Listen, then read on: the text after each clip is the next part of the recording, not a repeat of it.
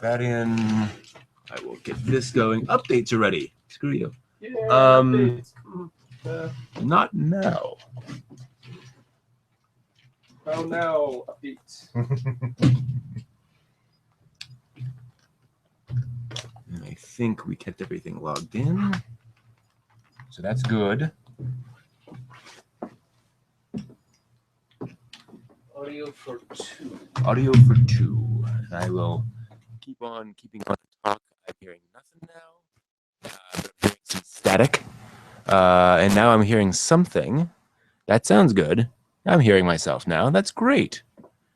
That's always a good thing, to hear myself. Well, some would disagree, but you know, at least I can hear myself. At least that's an option now. Always a nice thing. Let's see. Good. We actually don't want Flash running, so that's fine. And in fact, let's can we zoom that in a bit so we can actually read it. Good. Chat room's ready to go. Yeah. Oh, let me help you. Now you've done all the work. Let me help you.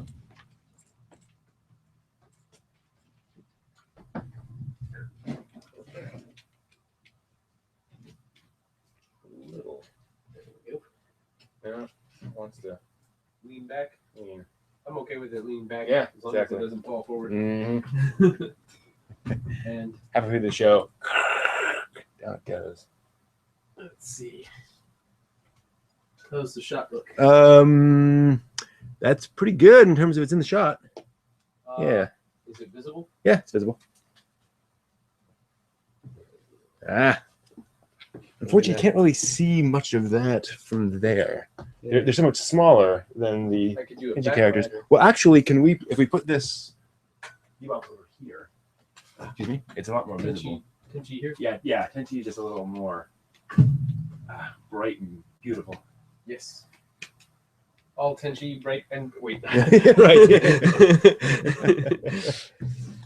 All Tenchi, great and small. I'm gonna take a quick stop at That's a good idea. And I will keep looking for viewers.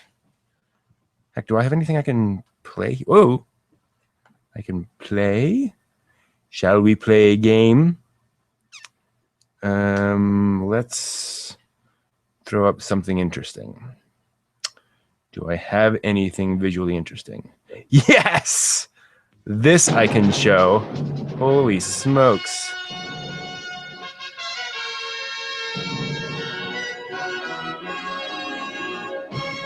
Gonna freak out anyone who comes into the chat room while doing this. So I'll continue talking. Yes! All right, let's get them. Wow. I'm so glad I have this sitting around. And I very strongly doubt that anyone's going to grab this for copyright reasons. Especially considering I downloaded it off YouTube. Oh, I'll get some water too. It's a good idea.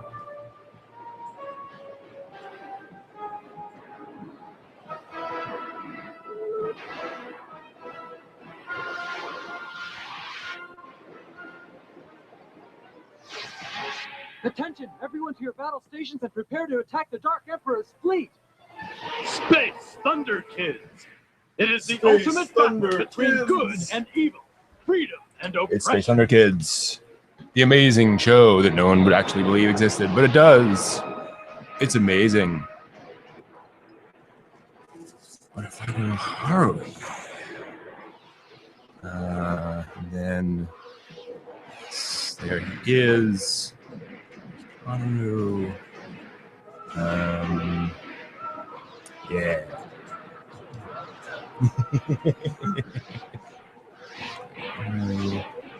So there's the Haru stuff.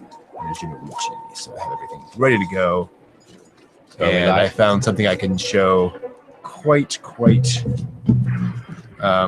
safely. And is still technically anime related. So that's nice. Anti-M. So this is Space Thunder Kids. This is, you ready for this? This is a Korean TV series made up of stolen character designs from Japanese anime series that was then re-edited into a movie and dubbed for America. Wow. Yeah. And it's just terrible. It is impressively terrible. Space Thunder Kids. Oh, you just listen to the dub. Oh my goodness. Space Thunder Kids.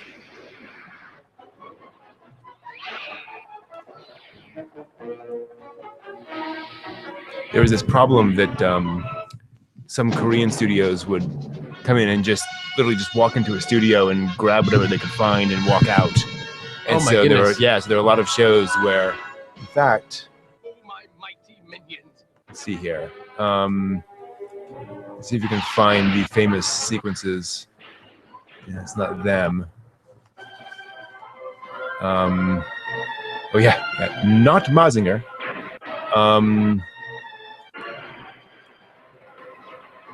Where are they? Oh yeah.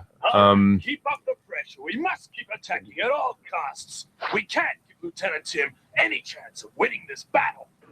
So, do you recognize this spaceship? We'll see here in a second. We cannot give him the chance to win this battle. This blue guy looks familiar. Yeah. Everyone to their battle stations at once. Prepare to attack and fire the missiles right now. Yeah. Come on. Show us the ship. Oh, come on. Where's the ship? No. Recognize that ship at all? It looks somewhat familiar. It's White Base from Mobile Suit Gundam. Ah, Just recolored. oh. It's just straight up White Base. They get the environmental seal of approval for recycling. Exactly. We must Yeah. Hey, Liquid. Hey, Kaiser Demon. Haven't seen you in a while. Howdy. Yeah, sorry to hear about Iwata. That is sad. The president of Nintendo passed away Oh. 2 days ago. Oh. Yeah. Such a sad Mm. state of affairs. Only in his 50s, I think. Yeah. That's too Cancer. young to go. Yeah, cancer. I have not seen A Lull in the Sea, Kaiser Demon, but multiple people have recommended it to me. I would like to see it. It sounds quite interesting. And I mean, who doesn't want things quite interesting? Yeah. Okay, let's make sure that everything is visible, and then we will kick it into high. There we go. See, I was telling Evan earlier, what we're seeing here is Space Thunder Kids, and I will Space pull down the audio a bit, Kids. which is made out of recycling character designs and mecha designs from actual anime. That sounds kind of futuristic, like a mashup that I've seen Iron Editor do. Yeah, very similar idea. But the idea of repackaging it and Yeah. sending it to the Well, and you're not supposed to, make money off it. yeah, that's Wait, the there we part. go. So here's White Base launching giant robots, which is kind of weird to see other things. And to be clear, like this was not made in Japan. It was made in South Korea in the early days, early 80s. My goodness, I if I'd watched more TV when I was there, I would have. You might have been probably on seen somewhere. Yeah, and Space Thunder Kids is the name of this movie that they reoriented out of footage from this show, and I forget the name of the show. So the show is not called Space Thunder Kids, just this god awful movie. And I say that just because it's typical kind of cutting everything down, trying to make one movie out of like 48 episodes, and it just doesn't work very well. And it doesn't help that it was a particularly low budget TV series. Oh, and it's the thing from Voltron. But we will. Yeah. Wow. Yeah. And we will. Oh yeah, totally not Voltron. And maybe they don't have them in this. I'm looking. You will in the original show. I mean, you see characters from Gundam just recolored, just straight up. But I don't see them in this anywhere. That took a long time, I suppose. Yeah. And I suppose that at that point, what is it? Film that they were Yeah. taking and then just Well, they weren't even Transferring to doing print that. and They recoloring? were just taking the character designs and the mecha designs. So this was all original animation, but it was But just using somebody else's design. Yeah, exactly. In fact, that's well. That's a lot of work. Holy smokes! That's Sark's character from Tron, a carrier from Tron. You're That's right. Wow. Oh my goodness. That's that. Yeah, with the discs on the side. That's really weird. They must have It's like found a some sci-fi renderings. mashup here. Yeah. Wow. How strange. Playing on the cultural base of Yeah. Little G.I. Joe. throwing in everything. They really have. It's a shame I don't see the Gundam characters. They're just characters from Gundam, straight up. No kitchen sink, huh? Sadly. Anyway. Wow. Yeah, it's quite the thing. It's up on YouTube. Nobody cares about it anymore. So it's gone. Yeah. Lull in the Sea is supposed to be quite interesting. Oops. Yeah, I know that the new Gundam show is coming out in or being announced in 12 hours. I'm really and Pluto. We're gonna get the more high res. Pluto. images from Pluto. Have we seen it yet? Or is it yeah, it's still? we did get some high res stuff coming back from Pluto. If I can just pull some of that up. Let's pull some images. If it was a real planet, we'd stay more than 20 minutes. I know. I heard that the thing's carrying the ashes of the guy who really who first saw Pluto. That's sweet. Which is it's interesting that they did that. Yeah. I wonder if there's anything in there that might actually have DNA, or if they've completely burnt it to a crisp. Yeah, probably not much left. Once it gets out of the galaxy, who knows? It's going to start a new civilization. Yeah. So here it's unfortunately really low res, but yeah, originally we got very little, and then we have this rather nice high res version of Pluto, and we're hoping to get something much higher res basically later tonight, early tomorrow morning. Unfortunately, the various that's better. Most of the sites I'm finding are not, Maker's Mark tiny version. Yes, that's that's not about Pluto. And we all see the heart there on Pluto, little heart symbol, kind of sweet. Although some folks have noted that in keeping with Pluto being Pluto loves us. Yeah, in keeping with Pluto being the god of the underworld, some people think it looks kind of like Cthulhu. There's the head, there are the tentacles on the right. Wow. That does look kind of like that. Yeah, kind of close. Yeah, it doesn't look anything like the dog in Disney. No, not really. Folks have tried to map it on, and not really. Yeah. It's a skull. Ooh, An alien skull. Hopefully it doesn't hatch or anything. That'd be bad. Well, that was one of the intriguing parts of Guardians of the Galaxy, the idea that, there's this giant celestial being. Yeah. Its skull is there being mined. Yeah. Because it's been dead for you. That's a great plot device. Yeah. Well, and of course, famously in Transformers, you have a Unicron, which is a huge head that can attach to things and turn them into its body. Which is pretty creepy. Played by Orson Welles in his last film role. Wow. Orson Welles, that's a name. Wow. Mhm. That carries a lot of weight. Yeah. No, but Yep. Uh-huh. Oh, War of the Orson. Worlds. I mean, Yeah. that's historic there. It's Yeah. in broadcast, in history, in public awareness. Yes. Yeah, not to mention And Mars. Yeah. And there we go. Celestial bodies all coming back Well, together. this is fun. I've got us Oh, over here.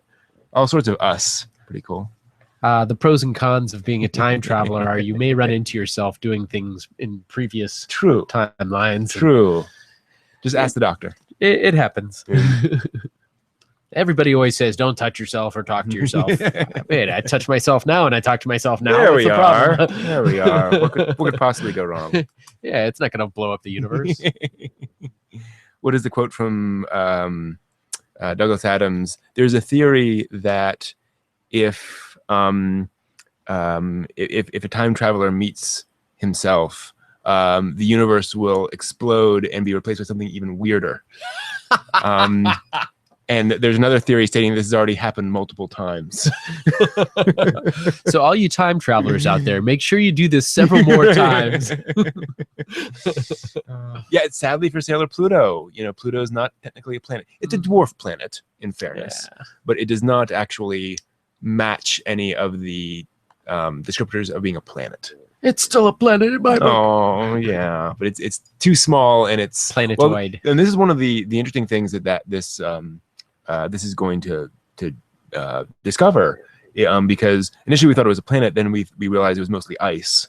But now this mission is going to find out how much is there much beneath that ice. Someone was telling me it's more like Mars. Ah, could be. Yeah. But Mars, from what I understand, doesn't have a magnetic field the way Earth does. Oh, interesting. What is it? The Vander something. Van der Waals or Van der Graaf, or no, that's the generator. Yeah. The Van Allen belts. Yes, I think that's good. Yes, right. What is? Oh God. If I keep throwing darts, eventually I hit the dartboard. You know. Yes, the Van Allen radiation belt. I should know that because it's part of Serial Experiments Lane. It's one of the wonderful little red herrings they threw in there. Ooh. And what was the other one with the 8.3 cycle? Oh yes, resonance of the Earth. Yeah, which The actually is the Schumann resonance. Schumann very resonance. good. I'm impressed, and that is actually true. It actually exists. Um, and that is also the frequency of some of the brain waves, if I recall. Right. I forgot which brain waves they are. Yeah, it's extremely low frequency. Wikipedia is saying 7.83 hertz. That may be an updated number, or it may just, high resonance modes are approximately 6.5 hertz intervals. And let's see here. Wikipedia is showing no indication that there are any brainwave things. That might just be a Lane writer thing. I'm just going to throw that out there. Well, I think what is it? Alpha, beta, theta, and delta EEGs. The frequencies which those occur are sort of harmonic. Gotcha. So. If I do anything 7.3 times a second, I guess there we go. Really, yeah, I guess it's I'm in tune with the Earth.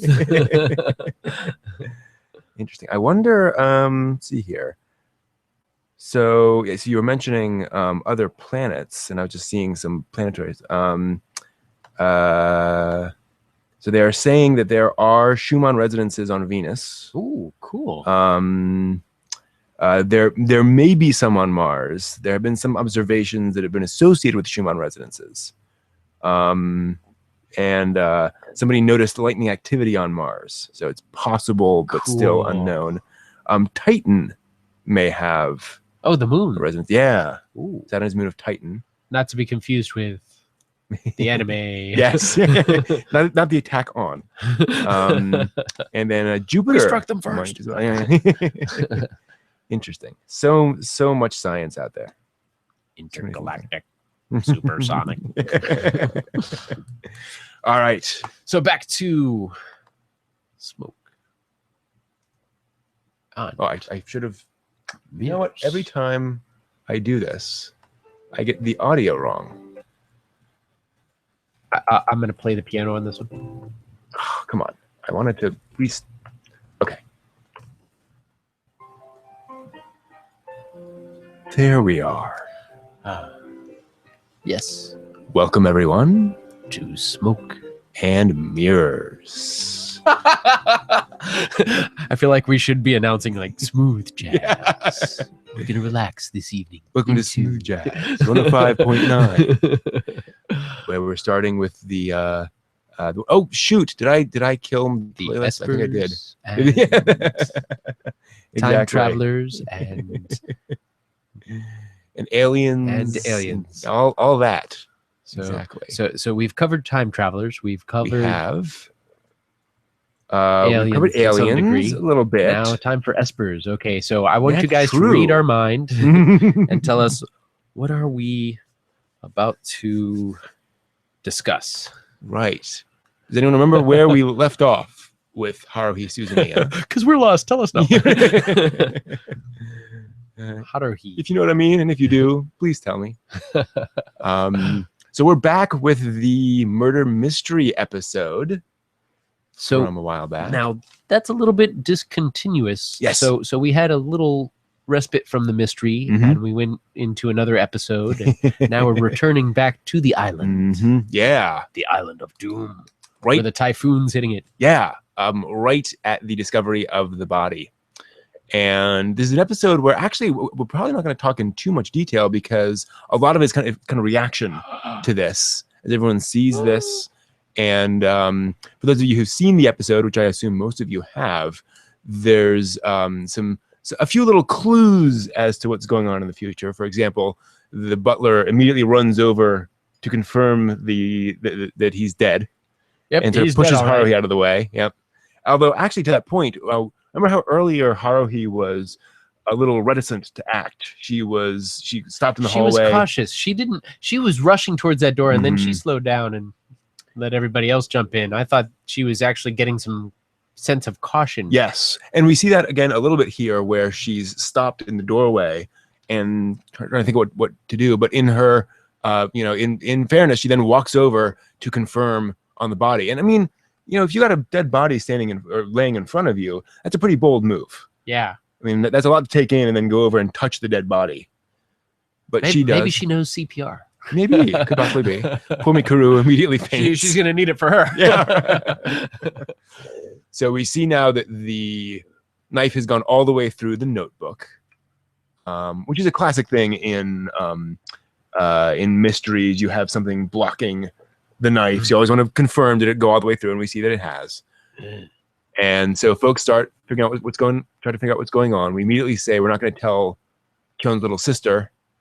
Oh, she's too young to hear this terrible news. We want to guard her. Yeah, which is sweet. Yeah. Of course, everyone's a little quiet, so it's creeped out by the fact that their host is now dead. Yeah. So they start having a conversation about what's going on. Haruhi is understandably a little freaked out because she says, "I wanted something like this to happen, and now it's actually happened." Yeah. Do I get what I asked for? Right, and it's also a little dangerous in the sense of the overall world. Because did I really want death? Yeah, maybe it's starting to crack. Maybe she's realizing she has some control over the world. Yeah, but it's really more kind of not quite survivor's guilt, but she's realizing, to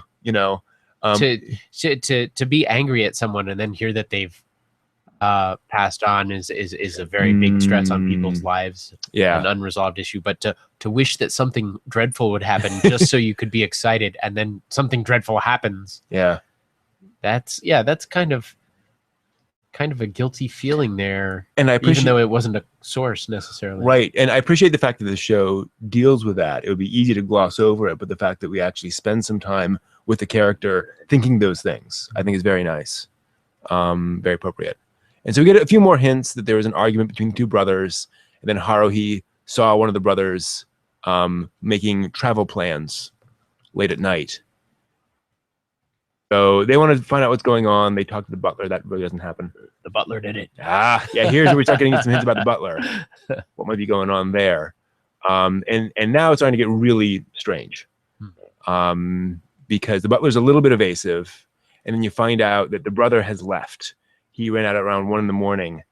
and left the island. So that's a weird time to run out in the middle of a typhoon, unless you've really got a very strong motivation for leaving. Right. And so they're heading out to confirm that they want to see taking the boat. Yeah, is the boat still there is the question. And of course, in a typhoon like this with all that rain, it'd be very difficult to see it from the house. So you need to go out there and confirm it. And we have this lovely little image here where they're trying to figure out what's going on, and they hold hands. And it's probably the first time we've seen them really, some physical contact there. And start to protect each other a little bit. Very nice. And Haruhi it's gone. It's gone, which is very bad. And then, as we know from later, and let's talk a bit about animation here, because it is lovely. The physicality of those hands coming together. You see the stress on them. You see the fingers press into the skin, because they're really trying to hold on to each other, and of course in the rain. in the wind. in the wind. And then look at these waves crashing up against that. That looks like it would have broke free some stuff if Sure if it does. wasn't secured really tight. I mean, Yeah. as you go out, those waves are huge. Yeah. And I just really love how they get across. And again, it's not just waves. And this is one of the, it would be easy to show waves coming sort of laterally across the image, but they're coming from out to sea. So we have kind of that diagonal. Yeah, it's really nicely done. And then waves out there. And then of course this important moment when Haruhi sees something. Look. And she sees something out in the rocks. And they've drawn this just so that, I don't know about you, I can't see it. I can see the rocks. I can see the rocks. And I can see certainly things happening out there, but I can't tell if it's the wind, whatever. And of course, we're seeing all this from Kion's perspective. So we wouldn't necessarily see it either. They're on a ledge. So they go down to the ledge. That's pretty bold. And in the typhoon, In a typhoon. on a ledge, on a high area, it's bound to happen. Yep.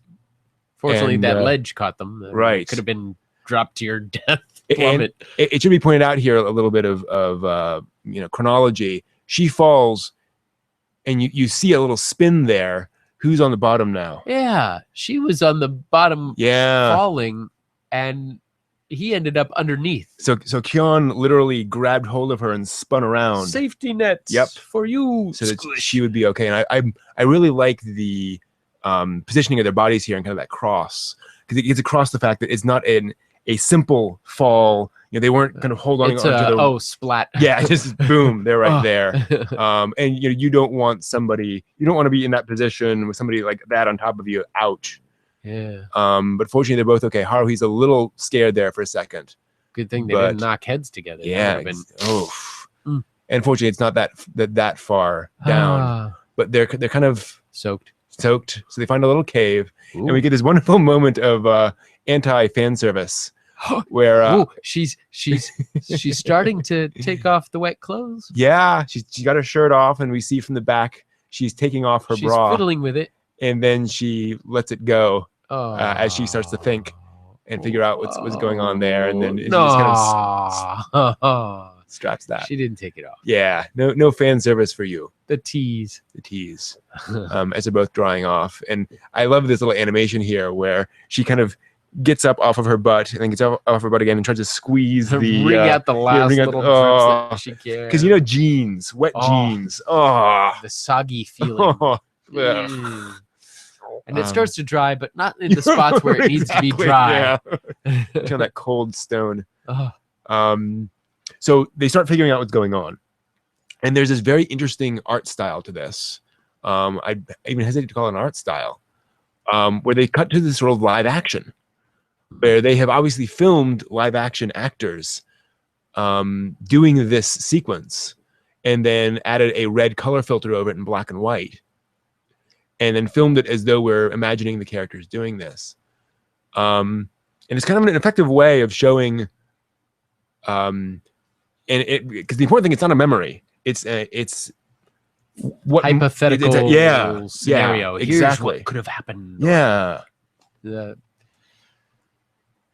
So it does a nice it's always job. of showing interesting seeing that live action stuff done with so many filters on it. It's Mm-hmm. hard to really make out, and as being live action at first glance, and then you say, Mhm. "Wait, there's something very natural about this unnatural picture." that. Mm-hmm.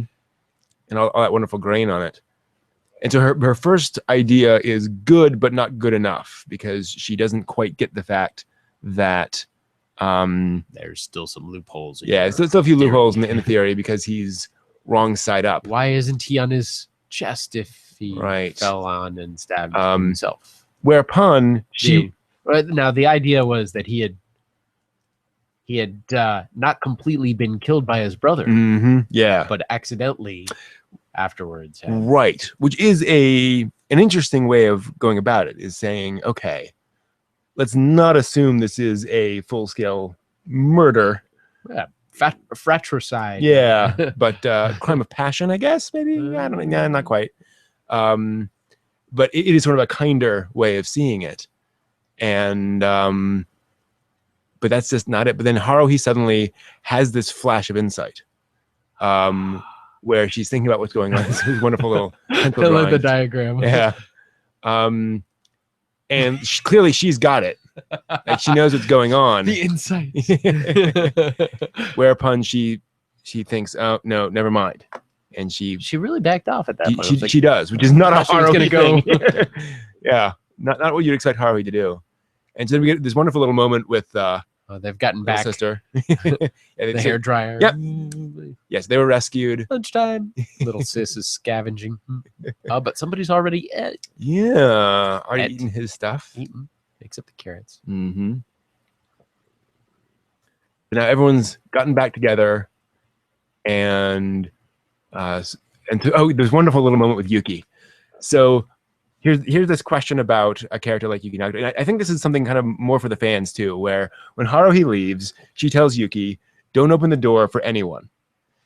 For people who are very literal, that is an open-ended imperative. And so I With think no time limits on it. so. I think for us science fiction Or fans, reasonable. we get that, but we wonder if the show is actually going to pay off on that. And sure enough, it does, because Yuki refuses to open the door. Whereupon, They return, and yeah, and so what does Kyon do? that command is overrided. Yeah, well, and it's interesting because Haruhi does right there say, "That's not what I meant. Open the door," and you'd think that would be enough. No, she doesn't accept commands like that. No, it's Kyon coming over. And he's using his impeccable logic of there's an override to the Yeah. previous.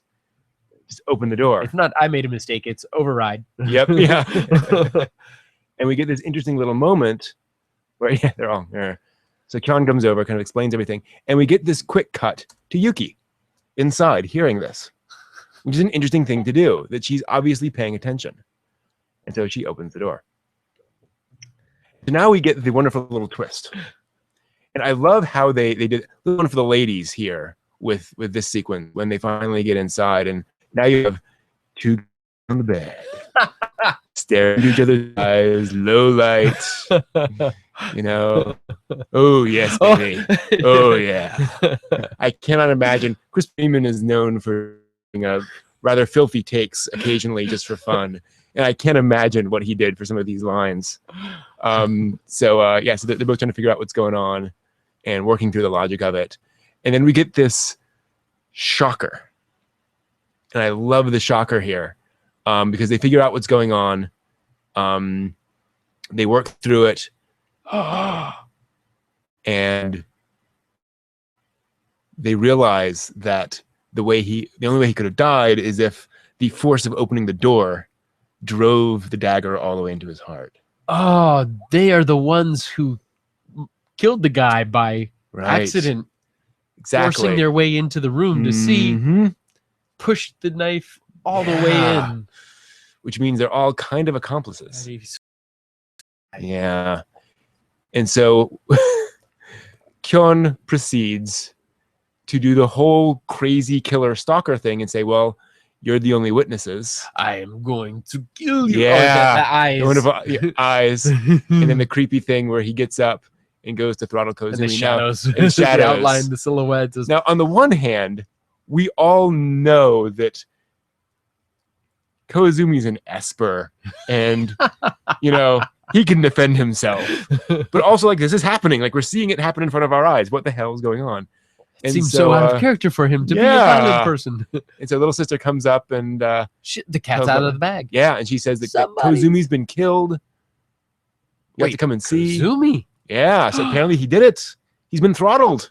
Oh my gosh. The butler runs off, which allows some certain other people to enter the room with the dead body and explain that in order to make sure, they've got to really stab the dead body a few more extra times. Make sure he's Just to dead. really make sure that, Yeah. everyone knows what's going if on. the police are going to come, he's already a stiff. Make we may it as well clear stab it's- him a few yeah. times. Exactly. This is where the wound Mhm. was.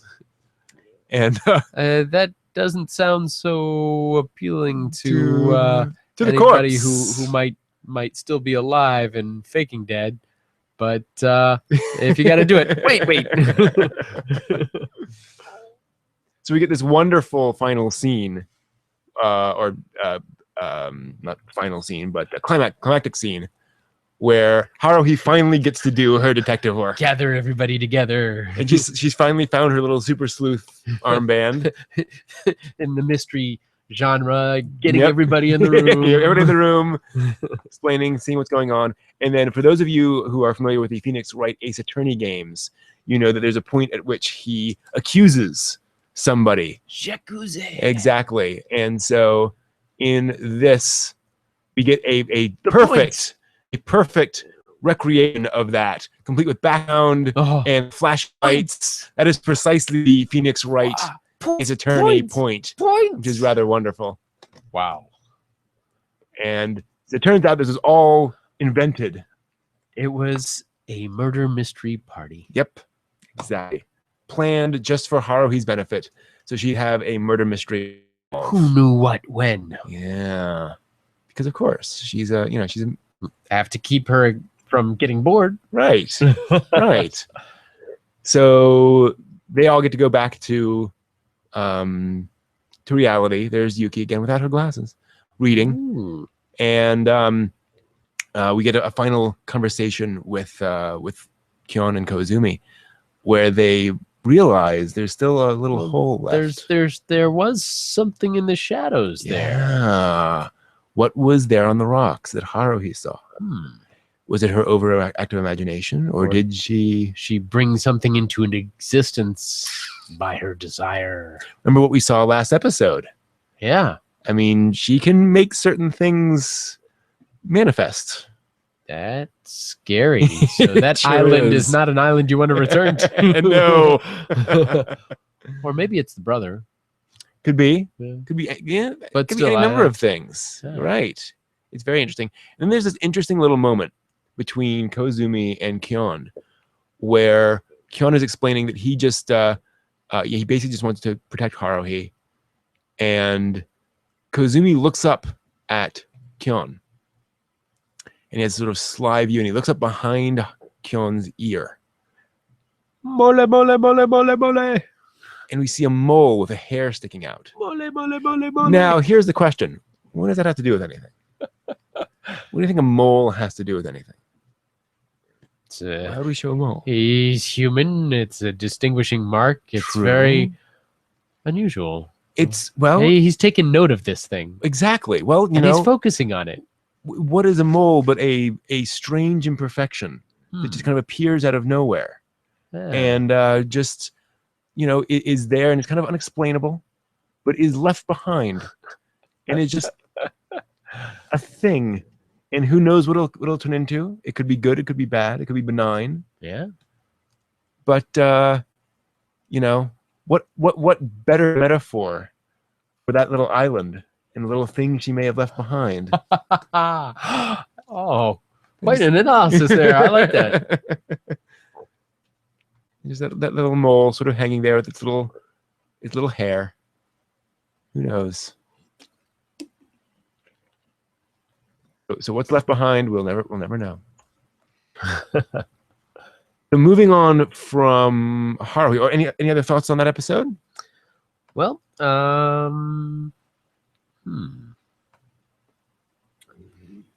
It was actually a surprisingly straightforward episode in a lot of ways. It felt a little bit funny leaving it hanging, going to another episode and then coming back to it. Yeah. So Definitely. The mole is a spy. The mole is a mole.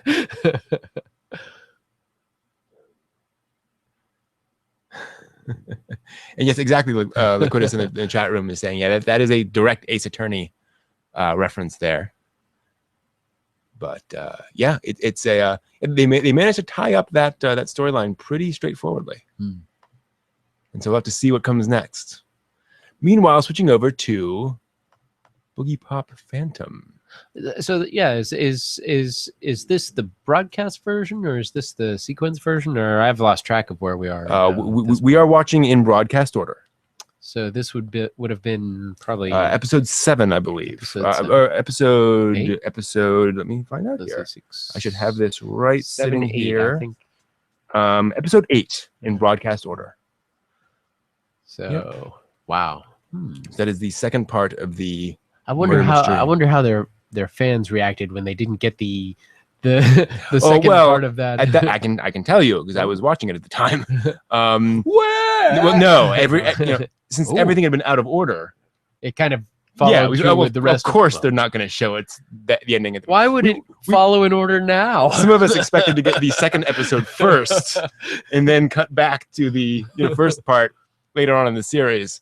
So yeah, it was not a shock. Although people were like, "Oh, they wanted to know," but I don't think a lot of people were incredibly shocked that we were getting things differently. So yes, so this is broadcast order. All right, moving on to Boogiepop Phantom episode 2. And this episode is, let me make sure I'm getting my titles correct here. This episode is named, do I have them on here? Yes. It's a little confusing. Light in the Darkness. Because they have all these sub-names also. Yes, so. Exactly. Yeah, they name Each multiple segments. Scene, yeah. And one of the nice things the show does do, although it's a little hard to tell or to see what's going on, is that the opening credit sequence does show some of our main characters. So it kind of reminds you here that here's Nagi Kirima, who crops up a few times here in these episodes.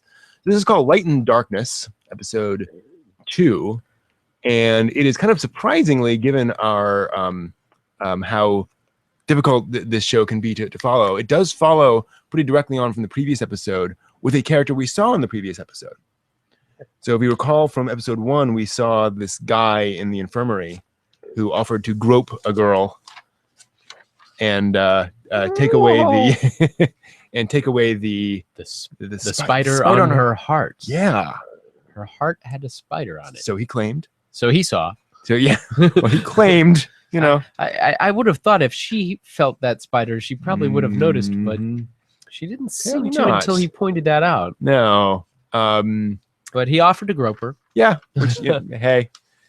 And so we start by seeing him running through this area, and it is the, let me see, it is the old city development area is what it's called. And I think that's important here, because what is a redevelopment area but a place where the old becomes new again, where something is being torn down and rebuilt new.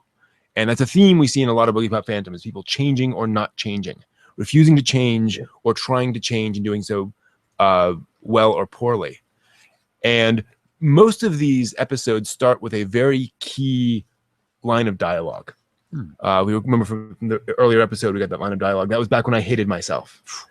And this one says, I always wanted to be a way to start. Yeah. And this one was I always wanted to be a hero. Yeah. Something along those lines. And so we cut to the schoolyard sequence where he's beating up a 6th grader. Wow. Younger kid getting an older kid.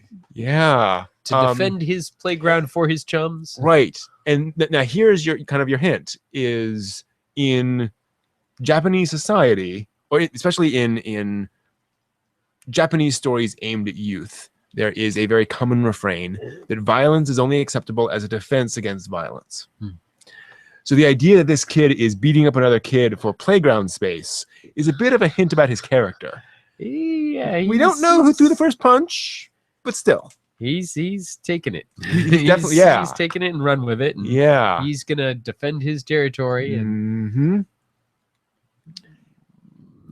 it's a playground. Right. So, and here we get this interesting hint. Now, again, if you've seen the episode. Ooh, tasty. Yeah. Well, he sees this bug, and he is very thrilled, and so he goes to it and he eats the bug. He eats the bug. Eats the bug. Now, again, we're going to kind of assume you've seen the episode. We know that what these bugs are for. They are memories, basically.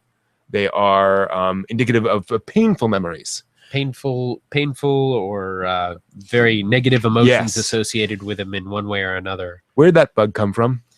That's something I'm curious about. I didn't see I'll tell source. Is there a source for that? Yeah, absolutely. Right there. Well, now who's that? We just saw his memory.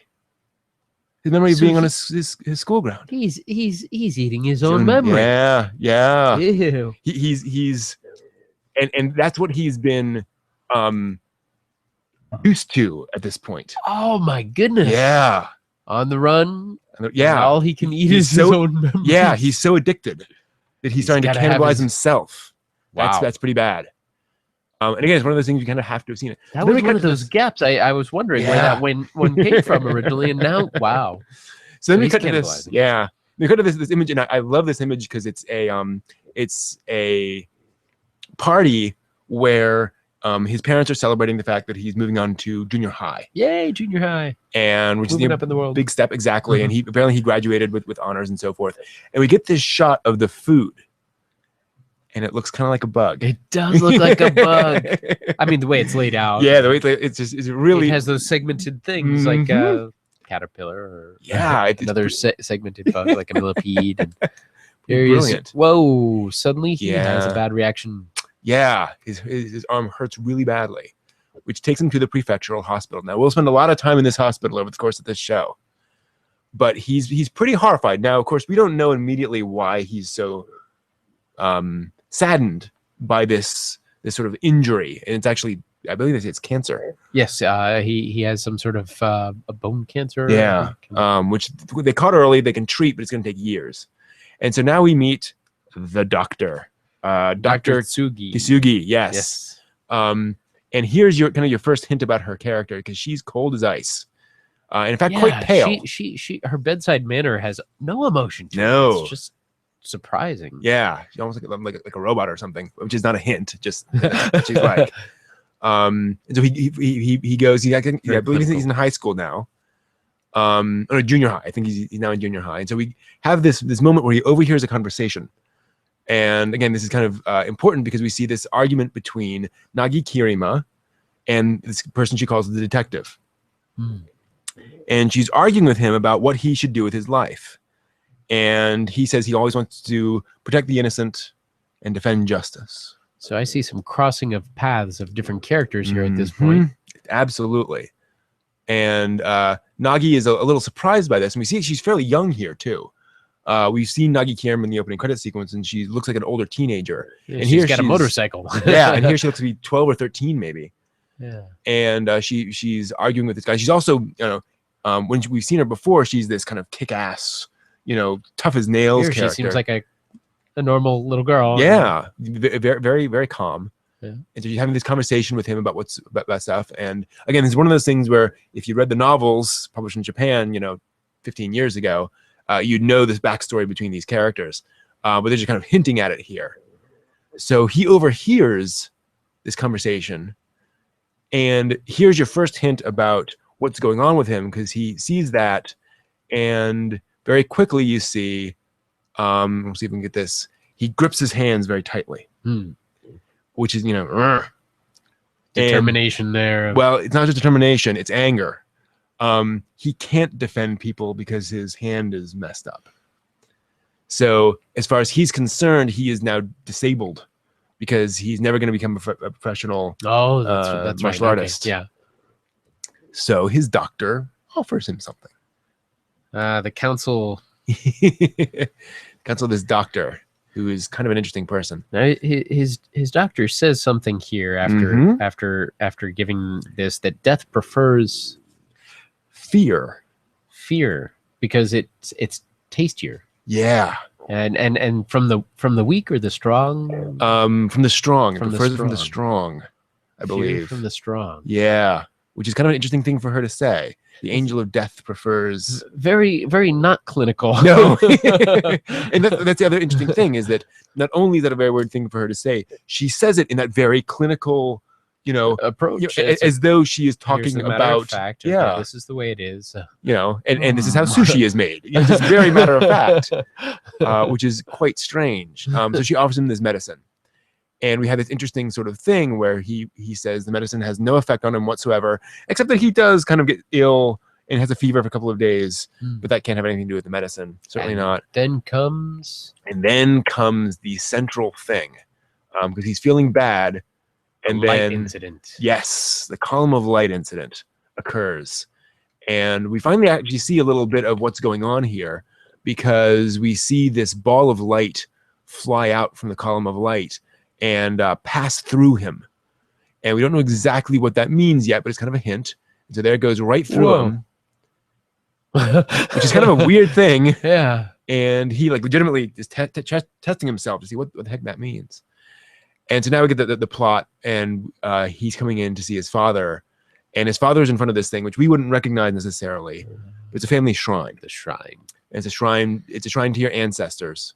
And one specific one is relevant at this point. His mom. His mom. So his mom's passed away. Has passed on at this point. So So- there's a picture of her, which is Yeah. a common thing you have Mhm. around the shrine. Looks a lot like one of the characters from Tenchi Forever, actually. I wonder if that's a reference.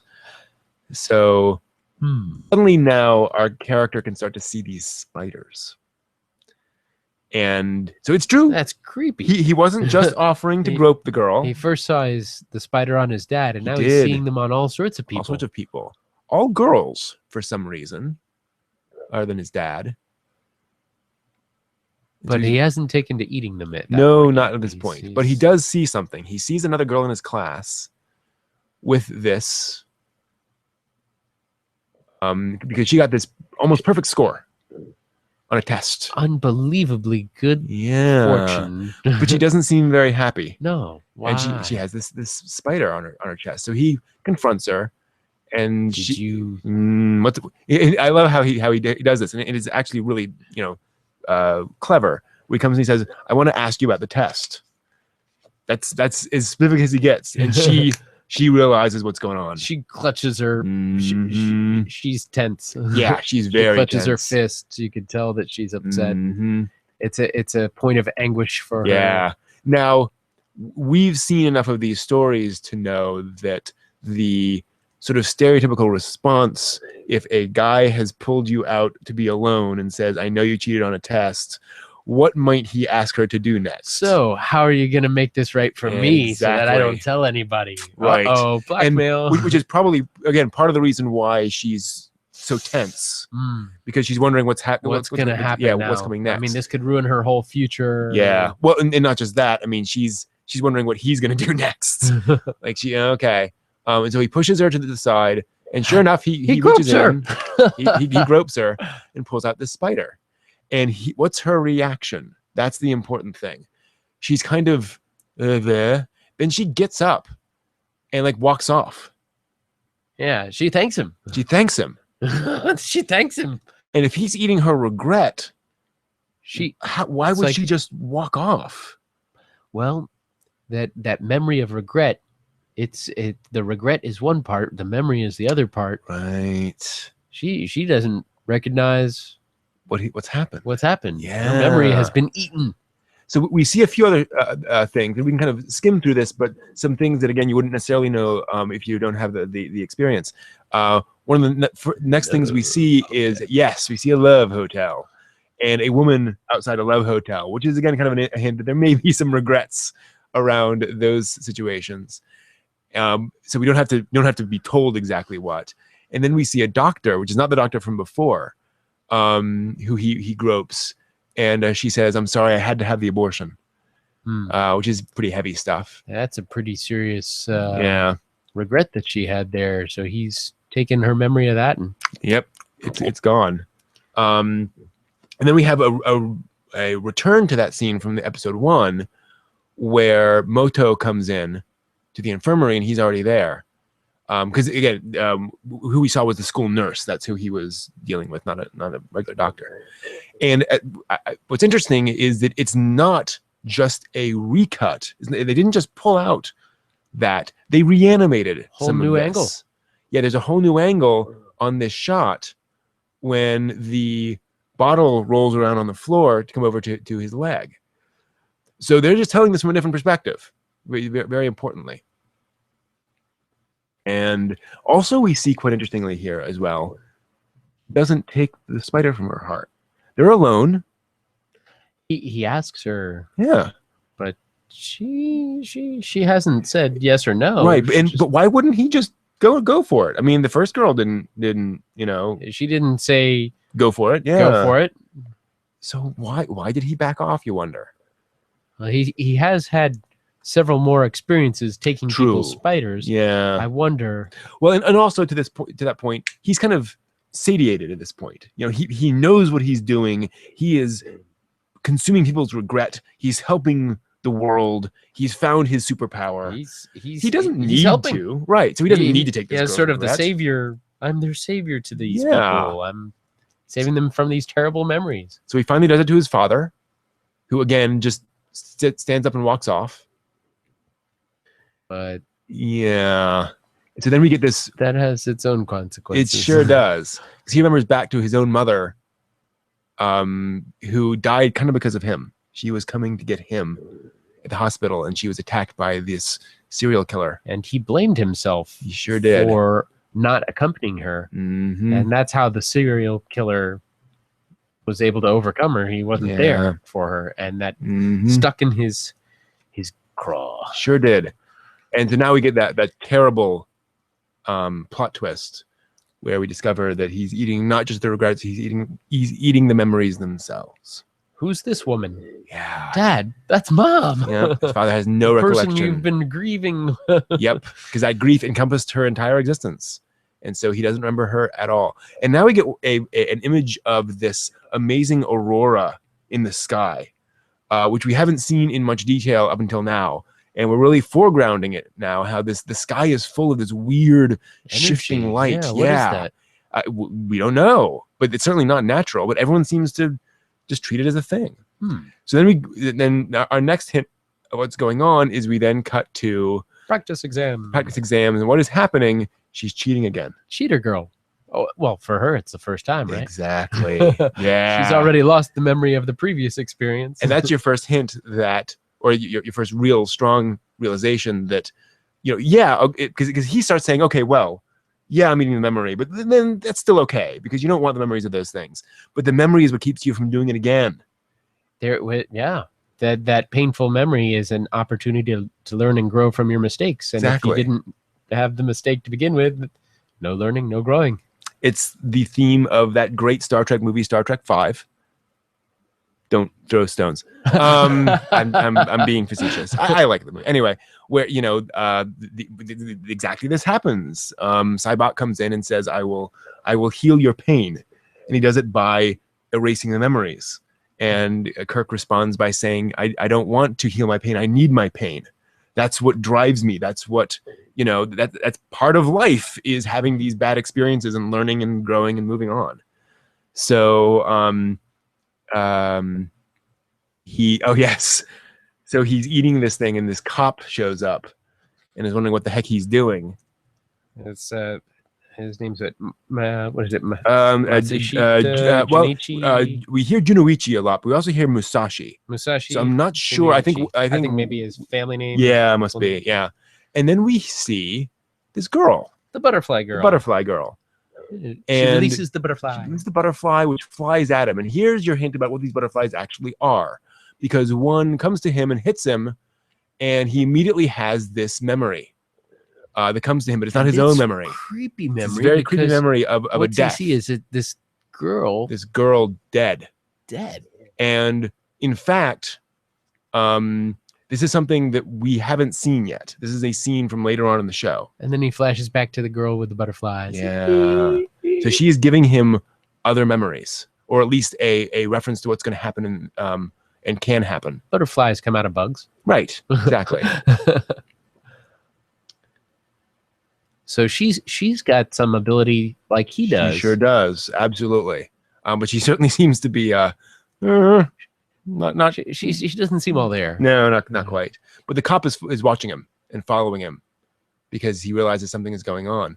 And then suddenly what happens? There? Yes, Boogiepop shows up, or at least it seems to be Boogiepop shows up, and he freaks out and runs. And so here we get some interesting stuff, because we've seen Boogiepop before. This is the first time we've seen Boogiepop materialize out of thin air and follows him. And now we're back to where we were at the beginning of the episode, where he's being pursued by Boogiepop.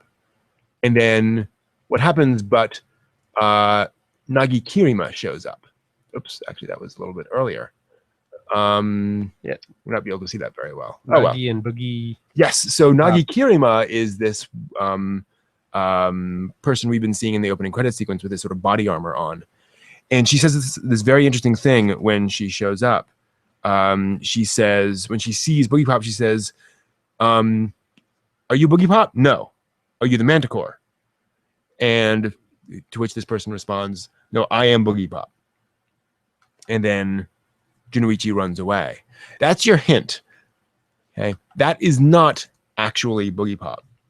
That is the Boogiepop Phantom.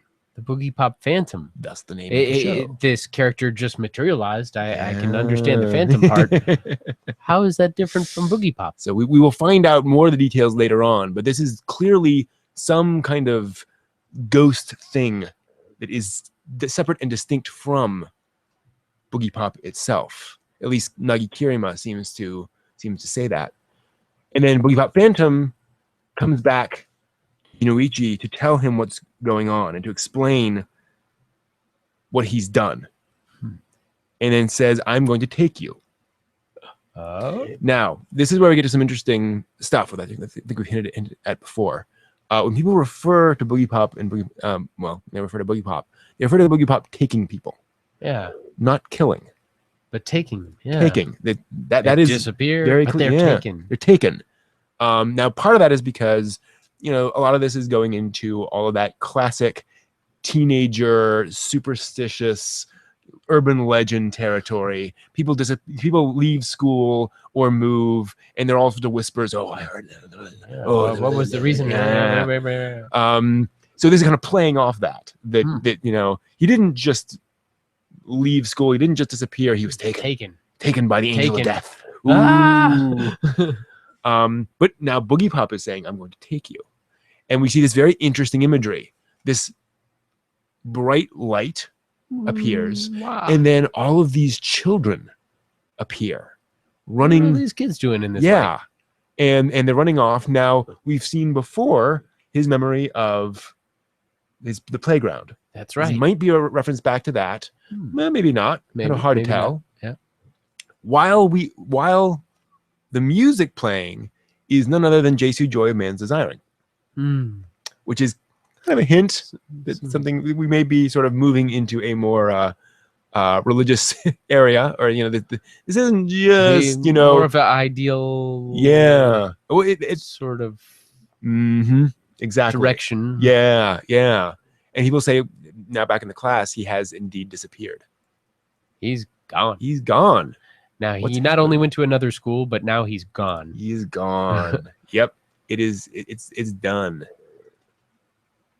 Wow. So that was that episode. Now, one thing we haven't told you guys up to this point is that we're actually doubling up. So we're going to go on to the next episode here, and we're going to do episode 3, so we can get through this show a little more quickly. And we're doing that partly because Boogiepop is a good show to kind of condense. Dragging out over a lot of episodes, you kind of get lost. There's a lot to it. Yeah. The last half of that previous episode was very, very dense with the events. So many things happening. Yeah, it was a very tough, and you can see why this was a very challenging show to dub. Because a character will come back for 2 lines in an episode. Oh yeah, could you do this real quick? By the way, really tough show. So we're gonna move over to episode 3. Life Can Be So Nice. One of my favorite episodes. And I have a lot of favorite episodes of the show, even though it's only like 13 episodes or 12 episodes. But this is the one where I was like, okay, this is just the show for me. This is really, really interesting. We start with this rather confusing scene of these characters talking. We start with this serial killer newspaper spree. Killing spree continues. Right. And then we get this dialogue between these various characters. Actually, no, I'm sorry. I'm forgetting everything here.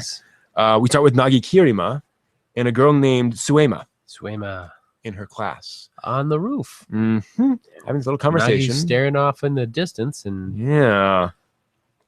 and Suema has engages her in some sort of dialogue. Yeah. So they're talking back and forth. I'm trying to think. Is that actually doing anything? Oh, there we go. Sorry. This is one of those shows, in fairness, where there are a lot of long pauses. And as we see again this sort of circular pattern. Yeah. The round with the dark edges. Yes. And it sort of has that feeling of memory or reverie of the past. Yeah. Not the present, but Mhm. something that happened. It's almost like a silent film effect, Yeah, really. and- 'Cause- and remember when in silent film they would cut back to something, they would literally like change the aperture. It's kind of like that. Yeah, you're right. The saturation of colors is very Mm. low. Yeah. On the entire series, it has sort of a drab feel to it. Yeah. And you kind of wonder why. But And the- so they're arguing about what's going on. And you'll notice here, actually, kind of interestingly, they have this. If you look very closely, the sky is normal. It's a blue sky with white clouds, and then they're talking, and then suddenly this shows up, and nobody seems to. In fact, she says, "Oh yeah, that's been showing up a lot lately." Like it just does. Huh. I see a theme. Life can be Mhm. so nice. Yeah, which it kind of can be, can it? And sometimes it's not. Now, Suema was carrying Hmm. Nagi's dad's book, Yes. and I think that comes up at some point in the future. Mhm. Did they say what the title is at this point? I or- don't think so. No, not but, yet. But that's implying that Mm. her dad is an author of some Yeah, sort. So yeah. he's successful enough to have, Mhm. but she doesn't want Suema reading that book, No. which is very strange. Why wouldn't anybody want their dad's book being popular? right. Exactly. Which is it's quite strange. One reason might be because her dad's book contains secrets, and there's some interesting potential there. Oh. Yes. But we also see, importantly, in that scene, that these two are obviously fairly close. Nagi is, she doesn't want Suema to get involved. Nagi's protecting Suema in some way. Yeah. And so but Suema really wants to know what's going on. She's not kind of blowing off Nagi. And this is the first time we've seen Nagi with some kind of, relationship. We've seen her with the detective, but that seems to be just, I know you, we're kind of chatting. We're in the hospital together. Mhm. Yeah. What are but- you doing with your life? Right. But this is a classmate. So obviously she has some friend. And then we cut to this really confusing conversation between these characters where they're talking about what's happening. Yeah, Boogiepop, Angel of Death. He exists. It takes you. Maybe. Yeah. And then they're referring to each other as Yoko and Misuzu and Panaru. And somebody says, why do they call you Panaru? Panaru. Which is Misuzu yeah. and Panaru. And he kind of blows that off. And it should be pointed out, Panaru is not a traditional Japanese name. That does not sound Japanese. So it's kind of, that is kind of weird. And so we progress to this whole sequence between these various girls talking to each other. And one of them happens to be the cheater girl. The cheater girl. Yeah. I remember her from last episode. Right. And so she has this conversation with Panaru about life and about acceptance. Panaru is very accepting of just things as they are. Interesting philosophy. Yeah, exactly. And so now we see one of the girls walking off, and then she sees Panaru. Says, "Oh, hi, Panaru. What? What's going on Wait a here?" Something strange. Now we see them walking and talking and philosophizing together. Yeah. And clearly, Misuzu, who we've been seeing as Panaru, although we've seen this Panaru before as well in that conversation, Misuzu is now, getting this philosophy from her of kind of acceptance of all things. And we see this interesting scene with a guy who's going crazy. Meanwhile, as they're walking down the street, there's this disturbance with the police holding on to this guy who's kind of lost it. But he sees them. He sees them specifically. Yeah. And he seems to try to say something and is reaching out with his hand. Rika. Yeah. Rika. Rika. Something like Rika. That is strange. Rika. So there's this great little scene where they're saying this is a world where anything can happen. And so then you see one of their classmates with An older man. an older man. And that's not a school uniform he's wearing. And he's a head. He's above a good this head girl. taller than her. And they're going into what? That's a love hotel. A There's love hotel. No question there. They're tired. They probably just need to sleep for a little bit. I'm sure that's what's going on. Acceptance. Yeah.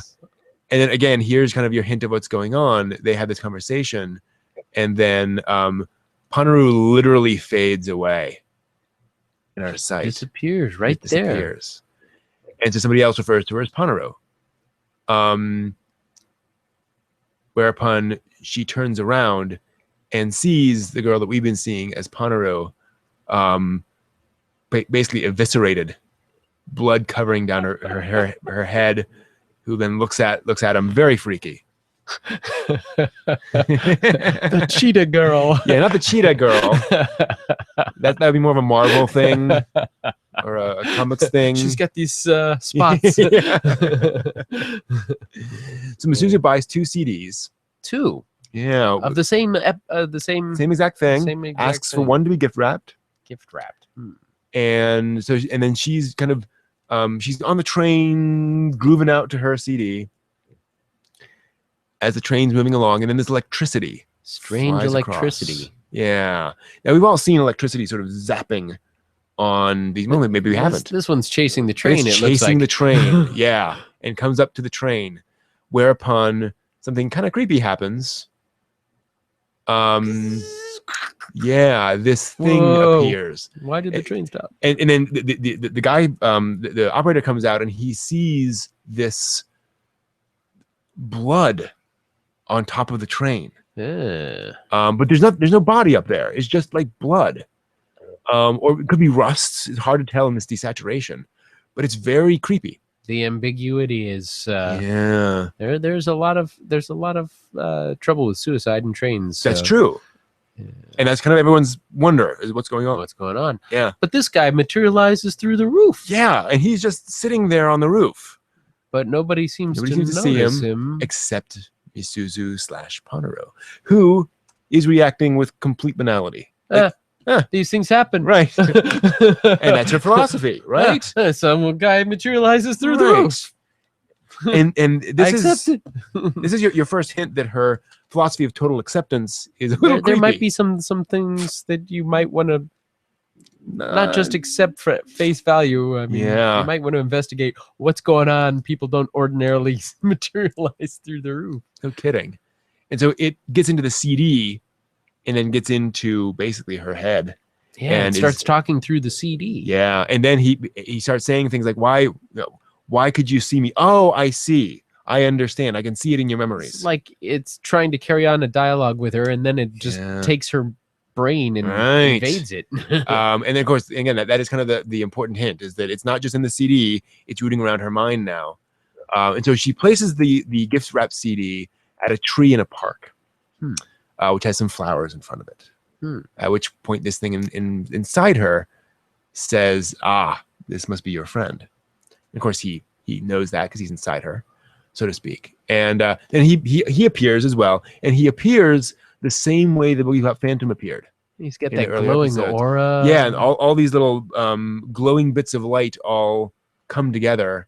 Do we see that visual effect? I guess we don't. Yeah, just there. Yeah, a little bit. little bit. And so he talks to her for a while about this, and then says, "We need more people to believe this. We need to pass this on to other people." Well, that's kind of interesting. That he's referring to the Panru, or Well, he's Now the referring to this CD here- philosophy, this idea of CD that- acceptance. the CD that she has brought to this tree. And as what a is the name? gift. And what is the name of the CD? It's from Nietzsche. The name of the CD is God is Dead. Yes. And she Uh-huh. That's a hint. wow. So she lures the cheater girl, again, not cheetah, into an empty computer classroom and introduces her to her new friend, her ghostly friend. This materialized Yeah. voice. And to be fair, she doesn't see him materialize, but a boy is suddenly behind her. So she's a little freaked out. Yeah. We also get the hint that something weird is going on because of all of the screens light up in kind of all at once. Whereupon he leans forward and kisses her. But it's not no ordinary just kiss. a kiss. We see their throats are going like mad. They're swapping spit there like crazy. He sucked the life out of her. Yeah, and then later on, she's collapsed at her desk, and that doesn't look very good. And whereupon, what does Panaru say? Well, I guess that happens too. Her acceptance of things. Yeah, I guess- She's enabling these. kinda. People just kind of die. And then Nagi Kirima shows up again. And Nagi's got an idea of what's going on. So we've seen Nagi before. We've seen her try to confront what was going on in the past. And here's another interesting little animation thing. Not sure if this is intentional or not, but remember before when Panaru was fading away, now she's kind of fading in. That is strange. Yeah. So there's kind of a hint that maybe that fade in, fade out is now happening to Misuzu as well, who asks Nagi to, Now Nagi's curious about Junichi. Yes. She wants to know what happened Yeah. to him. Yeah. She asks because, he disappeared out of her class. The girls were talking about it in the beginning of the episode, so she wants to find out what's going on here. Panaru refuses, or Misuzu refuses to explain, and goes on about her life. But then the being inside her tells her to call Nagi and says Nagi needs to be part of all of this. And he mentions something quite interesting.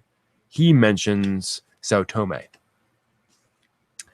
who was the character we were introduced to in episode 1, who is apparently the Manticore. So as soon as she mentions Saotome, Nagi gets very concerned. And when we see this shot of Saotome, now we haven't seen that before. The Saotome we saw before was just sitting there, and then the weird tentacles came out of his mouth. We haven't seen him stabbing something. So that's a memory of Nagi's, of something he did in the past. Oh, wow. So she knows who Saotome is. And there's this interesting animation style here. It's almost like an Astro Boy-ish style on her face as she's reacting. Yeah, that just strong emotion. And even the kind of the eyes going over to the side. And so she runs off to try to stop this. But she doesn't need to get there that quickly, because what should happen, but Boogiepop shows up. The angel of death. Whereupon, the thing inside her beats cheeks and is nowhere to be seen. So good on him there. Which we now know is the Manticore, or the Manticore Phantom, as he's referred to.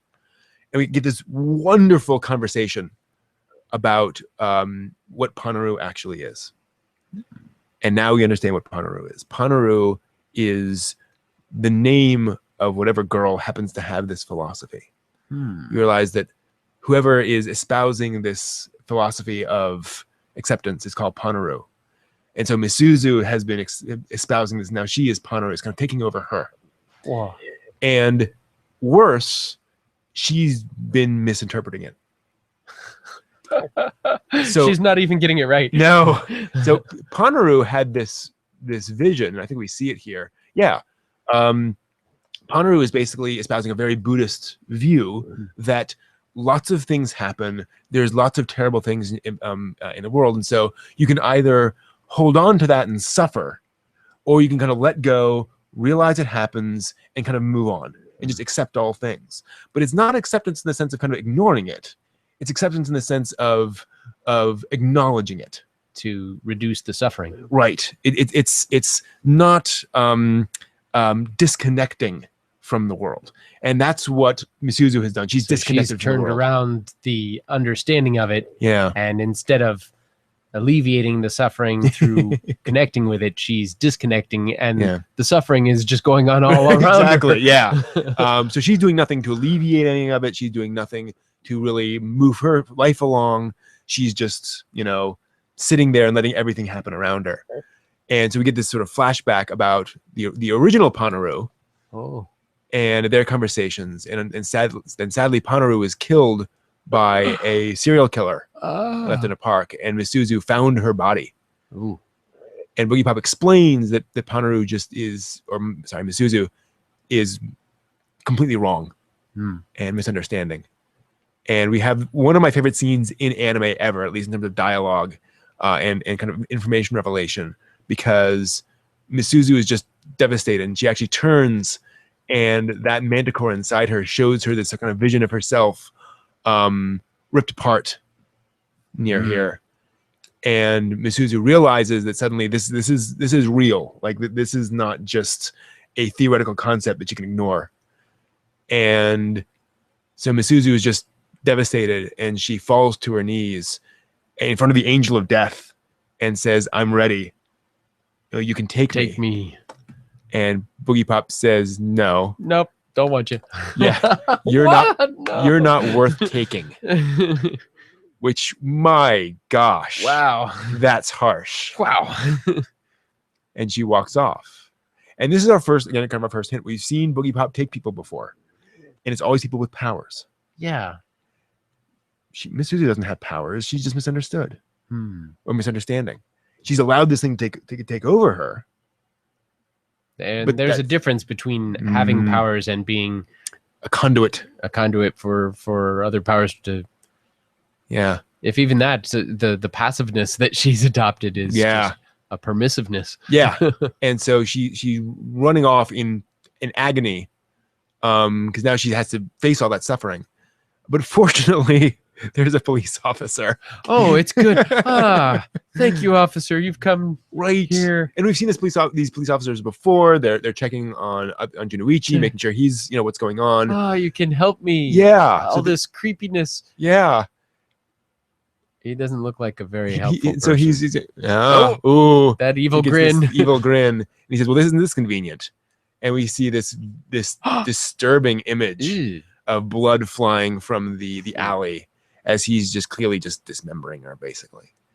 And so we see the bloody CD rack, That's The what she was CD, listening to yeah. earlier. The CD player there. CD player, which Nagi picks up. She's been on the scent. She got there late though. Got there way too late. The girl has gone. Yeah. And where'd she go? So she breaks it and runs off. And then, of course, we remember what was in the CD player.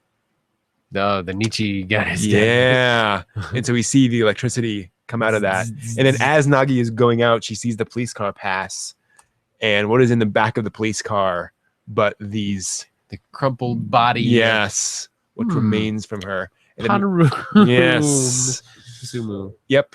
And then off goes that electricity back into The power the that city. infested her CD player is now returned to the Yeah. place from whence it came. It's loose again. It's a bad thing. So that's that episode. Wow.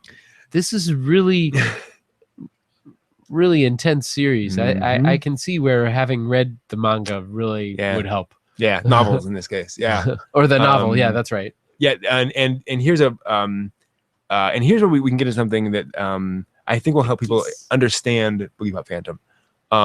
This show is about the philosophies that we often get as teenagers. We often have these views about things, and Boogiepop Phantom is very deliberately setting them up and then kind of knocking them down and saying a lot of people have this disconnected view of everything. This idea that just push everything off and don't worry about it. No, that's not right. Can't. So that is very much the themes. So if you're watching the show and you're kind of confused, one way you can kind of engage yourself with Boogiepop Phantom is just to say, what view of the world is being espoused in this episode? And then what are they saying about that philosophy? Wow, that's an interesting approach. And you don't even have to worry about the backstory. Yeah, all the other plot that will get worldview. explained over time. But those episodes will kind of really make that clear. We're doing 2 episodes of Boogiepop Phantom per week. We decided to change the interval. We started that like a couple of days ago. Just because you got to get through this material a little more quickly. It helps with the flow because then Yeah. you can carry things over from one episode to another a little bit easier. Yeah. New Gundam show. New Gundam show, yay! Yeah. Waiting. Sailor Moon. Will they do a big box set? Who knows? I mean, have they ever done a big box set of anything? I mean, I don't recall a box set of everything. Dragon Ball Z. Everything. Yeah. Oh wow, That that would yeah. be a big. What was that? A crate? Yeah. But hopefully, they'll do seasons and such. But yeah, exactly as Liquid said, they don't really do big, huge boxes of anything. He's got to buy. There are 16 sets of Dragon Ball. The crate set. Yeah. And yeah, you don't want to pay Japanese prices exactly. All region. Yeah. I have not checked out Dragon Ball Super. How is Dragon Ball Super? You guys let us know how Dragon Ball Super is while we set up for Horizons here. Let me get that going. Actually, It's funny. I was just looking at the Manticore concept, and it's a Persian legendary creature, kind of like the yes. Sphinx. And let's see, body of a red lion, a human head with 3 rows of sharp teeth, like a shark. Sometimes bat-like wings and a trumpet-like voice. Interesting. And it may shoot venomous spines to either paralyze or kill its victims. So this mythical creature is referenced here, and there's a whole bunch to these concepts. Yes, absolutely, and that is certainly going to be somewhat deliberate. Wow. I wonder who thought up these original creatures. That's pretty creepy. I'm going to assume they were accreted over time from various sources. These are alien life forms that were dominating the Earth before we. Well, I mean, it's funny. I mean, we say that, but the hippopotamus kills more people every year than lions do. Half those are dangerous. Half of their body, a quarter of their body weight is their skin, which is an inch and a quarter thick. Wow, it's like armor. It is absolutely like armor. They are incredibly fast on the land and in the water. They're vicious. They have tusks. Is this not like a D&D monster? I mean, it is. It is. It's crazy. I mean, we have these really dangerous creatures in our world just normally, much less manticores and so forth. It makes you realize why whether these creatures exist or not. I'm sure there's some also extinct species that may have been some of these as well. But it's like, it's not out of the normal possibility that there would be these weird, powerful creatures out there that we killed off. In fact, many people think that there were some version of dragons back in the day that have died off, and there were very few of them, and we haven't discovered the skeletons yet.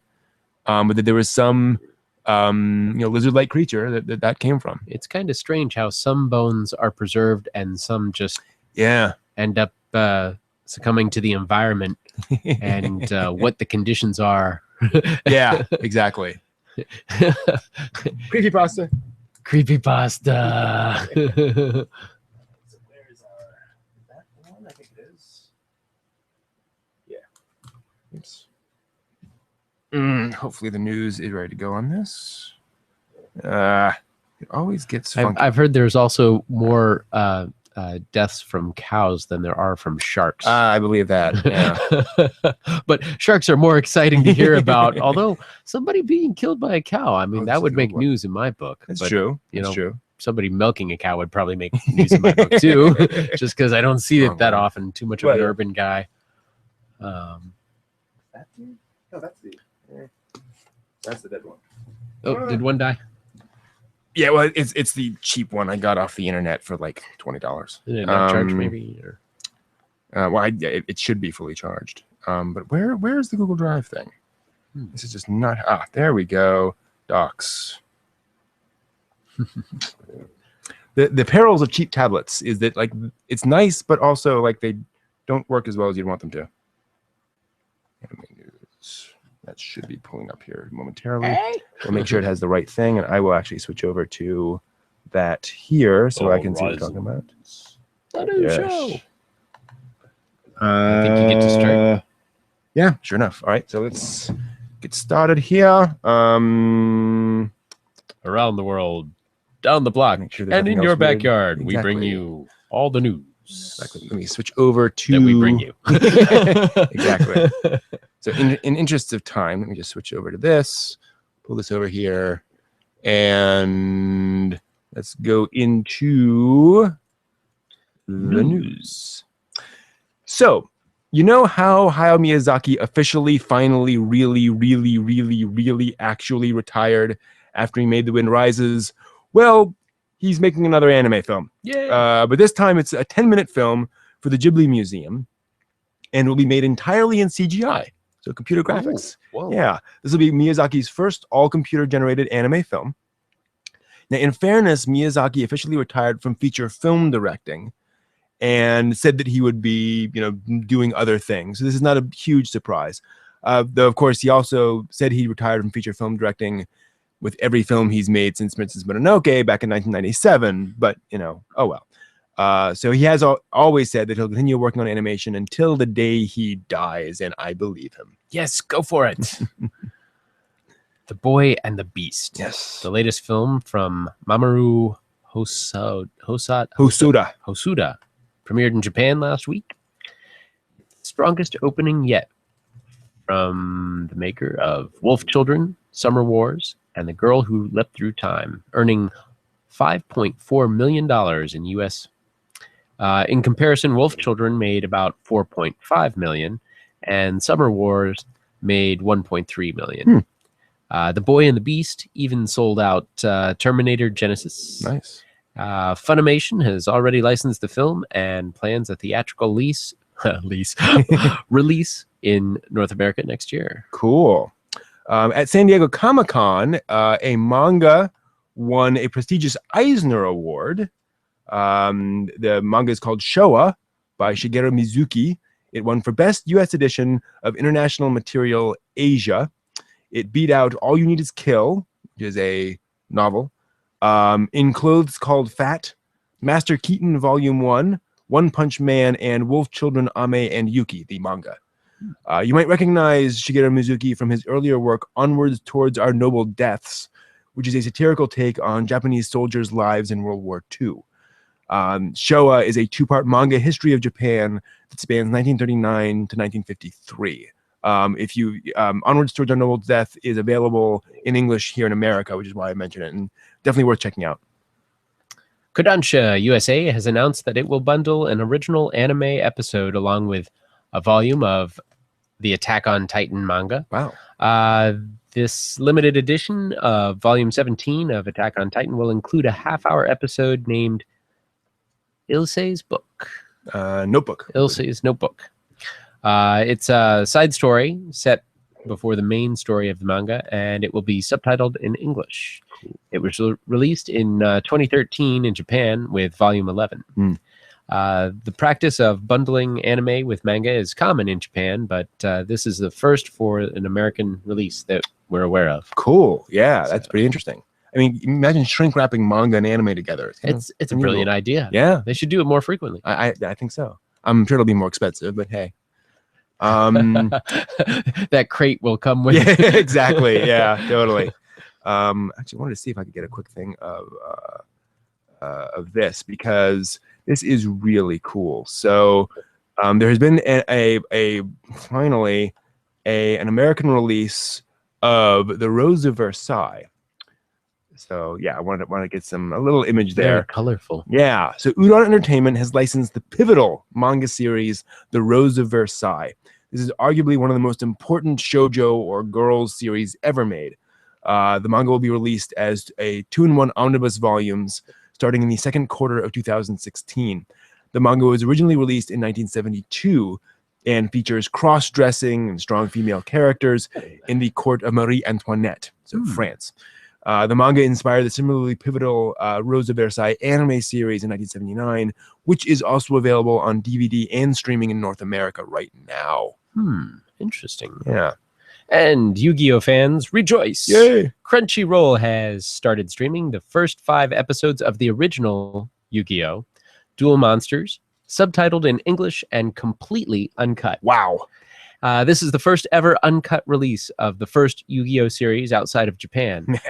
New episodes will be added monthly. Sweet. That's pretty amazing. Kickstarter. Yes. The Essential Otaku Guide to Tokyo Kickstarter has sadly stalled out. Oh. The project will fund digital and physical guidebook to otaku sites in Tokyo.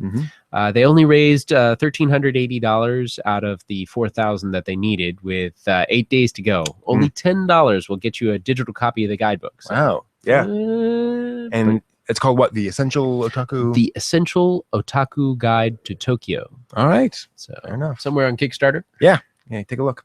My Otaku Brain Trust Anime Convention Kickstarter is also stalled at $350 out of the $5,300 needed to fund my intellectually focused anime convention in Virginia for February of next year. It ends in just under 2 days. So that might end up getting reworked at some point. Sadly, Fred Fennell. Oh, of yes, Melbourne, Fred. Australia. He didn't get the $78 US that he needed, despite a last-minute pledge. His Kickstarter ended at only $10. Aw. His Kickstarter, as you may recall, would fund his plan to watch 10 anime series nonstop over 48 hours. Despite having never seen an anime before, he's going to attempt that. But Yeah. I wonder if he'll try it anyway. I would hope so. Yeah. I think he would enjoy himself, even if he doesn't get all the energy drinks he needs. I would say watch the 10 anime series, maybe not nonstop over 48 hours. Yeah, break it up a little bit. It makes it more enjoyable. Exactly. Meanwhile, the Asterion French-Japanese interactive anime series is now at only $23,400 out of the $151,000 they need by the end of July. That's only about 15%. Staff members include a Studio Ghibli alumnus and several other anime staff from such distinguished works as Michiko and Hachin and the Lupin III Fujiko Mine series. So check it out, Asterion. Then moving on to the anime releases of the week, starting with Pony Canyon. This is going to be expensive, guys, so buckle up. Denki Guy, which is an anime series set in a bookstore about kind of the wackiness that happens in bookstores. Cool. Collector's Edition Volume 3, Blu-ray DVD combo pack. It's 4 episodes, so episodes 9 through 12, plus a CD, booklet, and posters will retail for about $72. So it's expensive. It's limited edition, collector's edition, and that is sub only. What's happening in Funimation world? Well, Funimation has One Piece Collection 13, and that's 25 episodes, and it's retailing for only $18. Nice. Wow, that's pretty good. Less than $1 an episode. And One Piece has also got Season 7, Part 1, and that's 12 episodes, and that's $26. Not bad. And so to be clear, folks, that's Season 7, Part 1 is the more recent stuff. Collection 3 is the older episodes, so you're kind of catching up. Sweet. Media Blasters has released Super Robot Wars OG, aka Original Generation, the TV and the OVA complete collection. I actually couldn't find out what episodes are in this. They didn't list how many episodes are in each one. That's everything. Yeah, it's everything. I don't know if it's a 12 episode TV series or 26. I don't know. I couldn't find out. It's only $23 though, subtitled. Now, for those curious, Super Robot Wars is the Japanese video game series where they have like every mecha series ever all in one thing. If you like robots. Along with original characters. Now, for the anime, they couldn't obviously license all of those things. So it's just the original characters from the show, but there are lots of fun mecha archetypes in there. Everyone, you'll recognize everyone. I'll put it that way. How about NIS America? NIS America has A Lull in the Sea. Speaking of which, yeah. Volume 1 DVD, and that's 13 episodes. And they also have Volume 2 DVD, another 13 episodes. Each of those is going for about $38 a piece. Not bad. Meanwhile, Sentai Filmworks has released Is the Order a Rabbit? Complete collection on DVD and Blu-ray. It's 12 episodes. On DVD, it's $33, and on Blu-ray, it's about $39. Oh, that's only a few bucks more. Not bad. And then the Familiar of Zero F Complete Collection, F as in familiar. On DVD, it's again $33, and on Blu-ray, about $39. 12 episodes each on those. Viz. Yes. Viz Sailor Moon R, Season 2, Part 1, DVD. Also the same thing in Blu-ray and DVD combo. Nice. And a Blu-ray DVD combo limited edition. Ooh. The DVD is $25, the Blu-ray DVD combo is $55, and the limited edition $65. Not bad, not bad. Cool. Thanks to AnimeNewsNetwork.com and the DVD Talk Forum for the links and information in this week's news. That will do it for us for the week. That's the news for the week. Thank you all for joining us. Take care. See you next week. Thanks a lot. Cool. That's it, guys, for the news.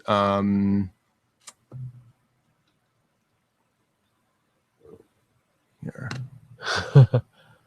Oh, interesting.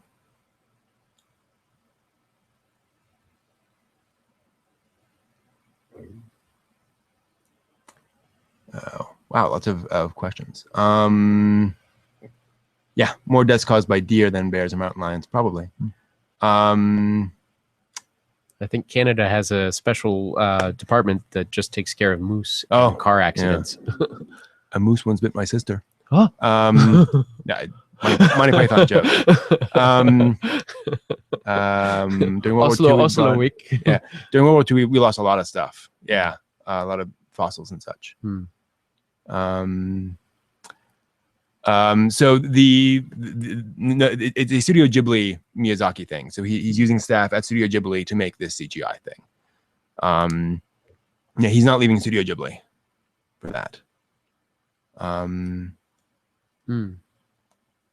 Yeah, I gotta get some money into those Kickstarters because that would be great to be able to say, yeah, Yeah. it happened because of me.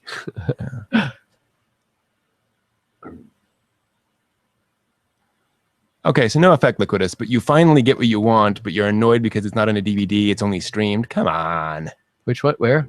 The fact that it's only, he wants an uncut sub release of Yu-Gi-Oh, but he wants DVDs instead of a stream. Like, I can't blame him. I mean, I like hard copy. I do too, but at some point you got to take what you get. Well, it's one step at a time, I suppose. You get the exactly. stream first, and then if there's enough demand, they might do a release. Yeah. Of course, capture the stream somehow and Mhm. author your own discs with your own menus. I'm sure folks will do it. Oh, there's always a chance to license Yu-Gi-Oh. The problem is how big is the fandom? I mean, and this is the classic problem with any fandom is that we all tend to overestimate the size of our own fandom. So there's I'd buy it. Well, yeah, just you. So there's that thing.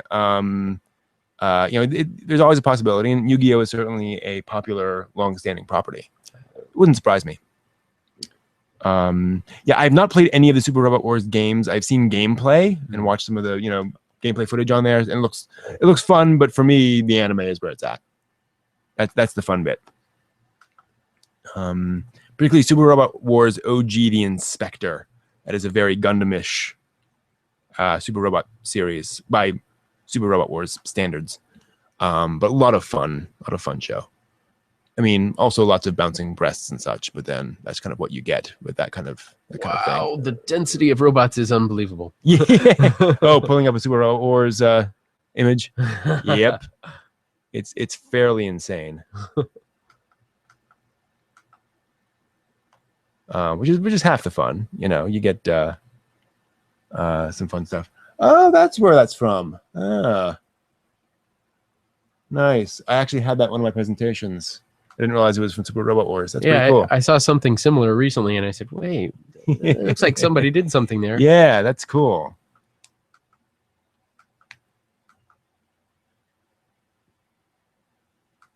Nintendo DS. Oh, wow. Flip through really quick, and then each person with there. Yes, yeah. Yep. Of course, I probably shouldn't do that because everybody is. Oh, that's true. What's he saying? What's it doing? What's it doing? Yeah. Where did you find that? Can we pull it up? Just did a Yahoo search on images, Super Robot Wars. And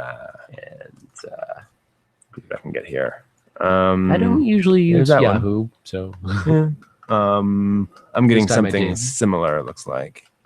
But any Yahoo execs out there, hey, give me a kickback. Yahoo. Oh wow, that's not all sorts characters. Those are mecha. Looking for a shot that includes the characters because that's part of the fun too. Oh, there was one in there, I think. Yeah, I had one.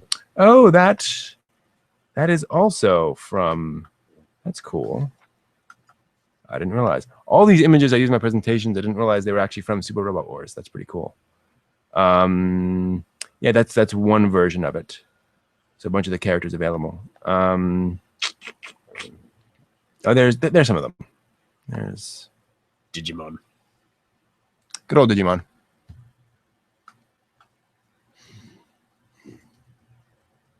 The other thing about the Digimon series is that, and here's a good question for folks. I mean, I've seen some of the changes for Digimon for its release over here, and I'm not exactly horrified by the changes. There's a fair number of changes, but it's like, they didn't really exactly change the plot or huge amounts of the show. What are the specific differences between Digimon Uncut and our release over here? Hmm. Like, is it worth? I've seen all Digimon Tamers all the way through. Is it worth going back and rewatching the uncut version? How different is it?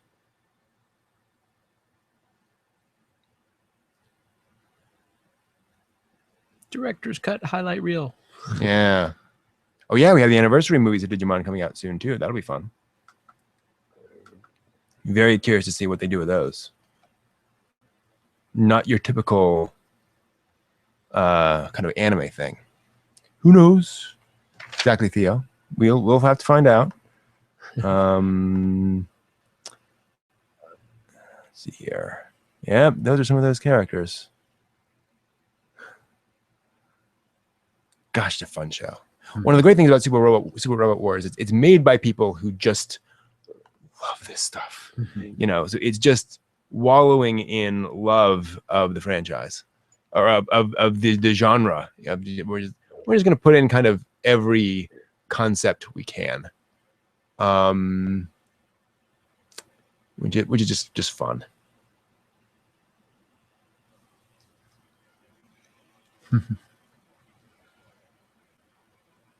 Go to the source. So, Kaiser, you're not being specific there. I need you to tell me specifically what's different.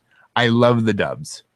I'm fine with the music. So you need to explain what specifically is different. You know, that's your personal opinion, and that's fine. But we need to know specifically. Oops, get rid of that. No. Who? Oh, you mean Ghost in the Shell Arise? I have not seen those yet. No. Yeah. Hmm.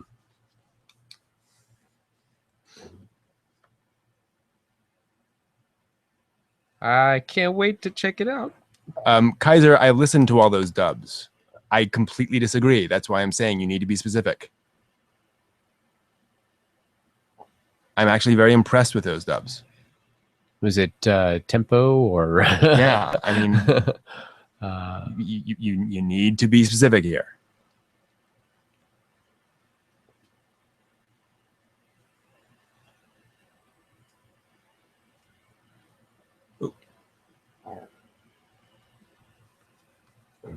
Hard to argue just pure opinion. So gotta have some specifics there. Anyway.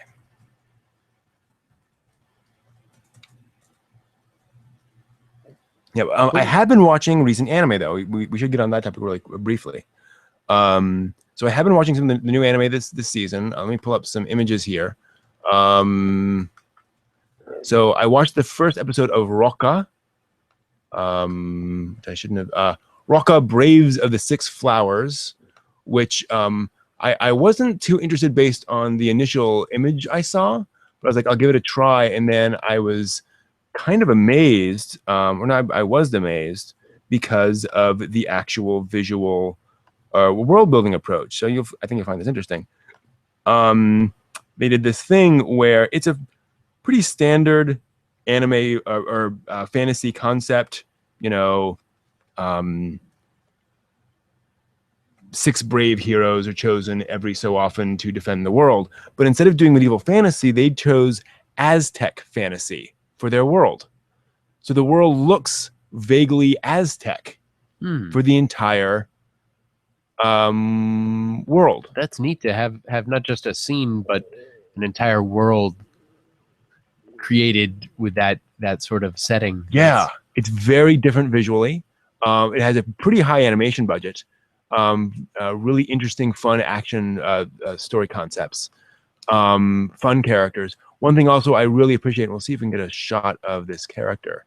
There is a strong female character. Well, we get 2 of the heroes in the first episode, and one of them is a strong female character who is completely comfortable in her own skin and in fighting and in everything she does.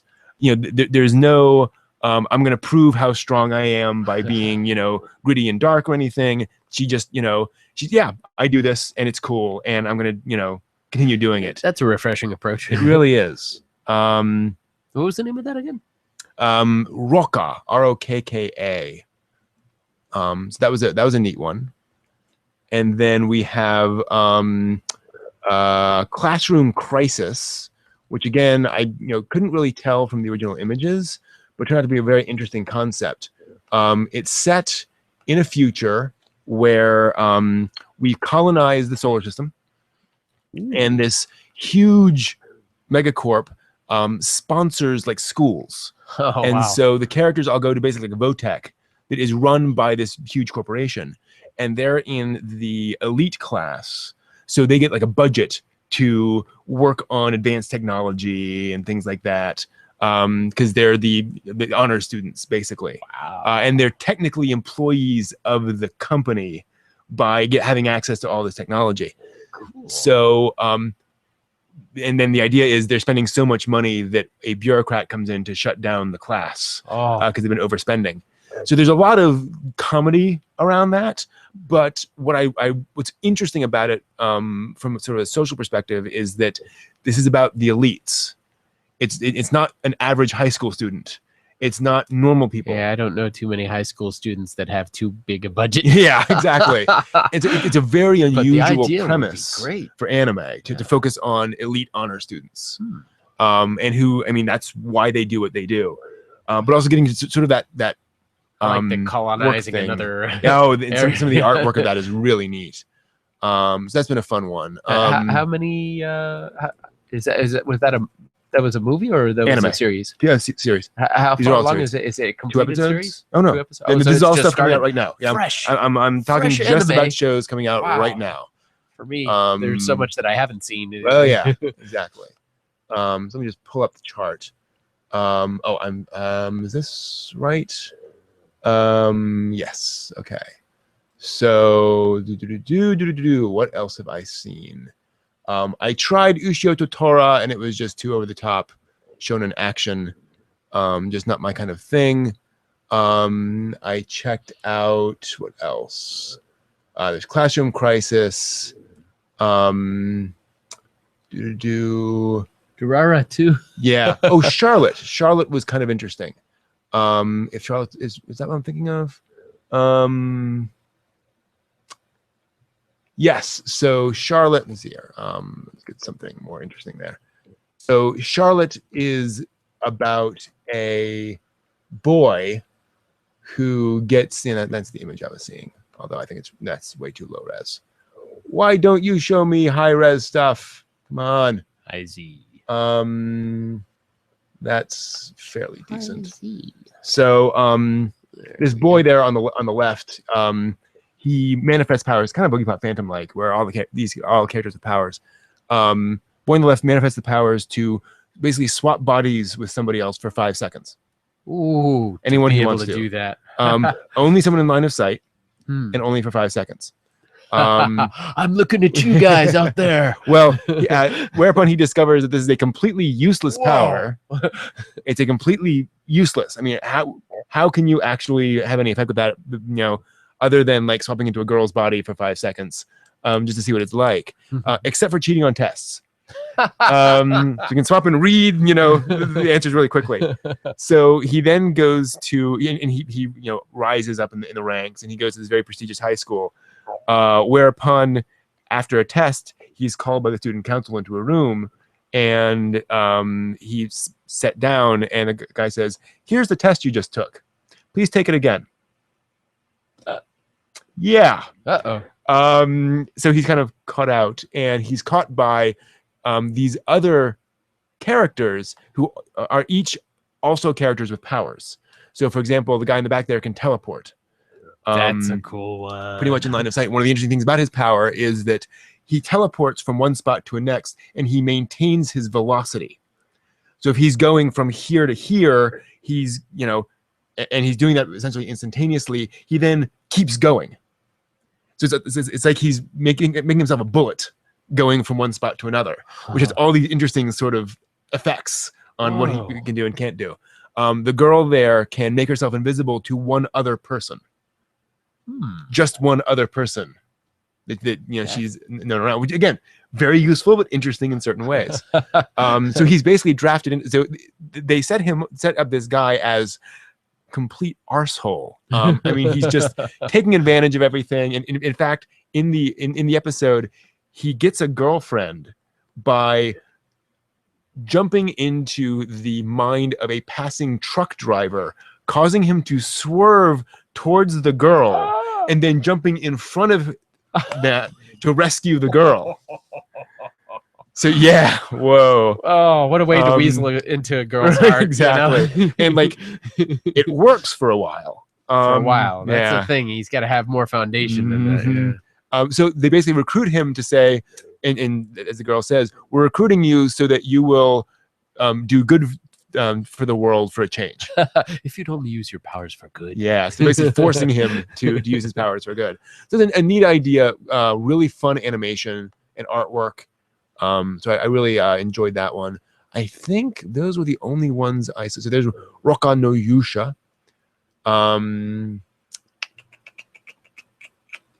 Yeah, there are a few others I want to check out, but I just haven't gotten to yet. Sort of checking out a few here as we go. Kind of day by day. So at some point I will check Bikini out Warriors. It's exactly what it sounds like. It's a D&D world where all the adventurers are well-developed girls who wear bikinis. I haven't seen it, but that's the premise that's been described to me. Yeah, I think that's all I've checked out so far. So at some point, as I said, I'll check out a few more of these.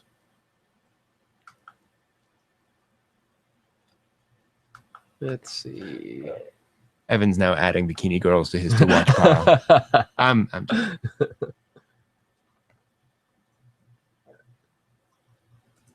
If I could spell.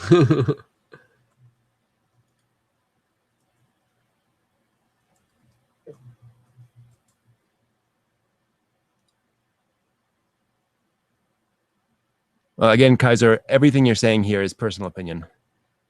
So I can't really help you there.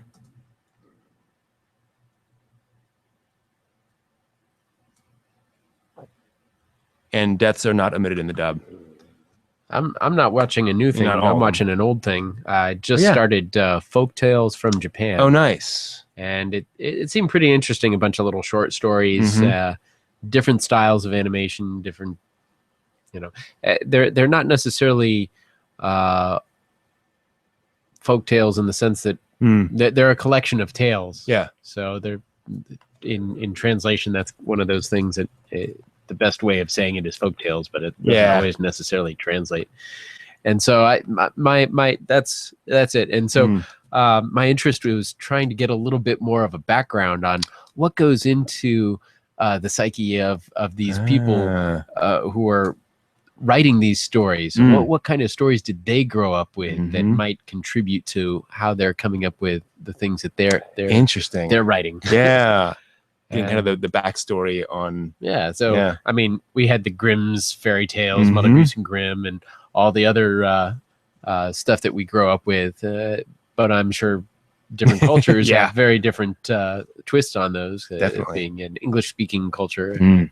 I've got my set. So learning some of these, it's kind of interesting. Some Yeah. have sort of a proverb feel to them. Some of them have more of Mm. a fantasy.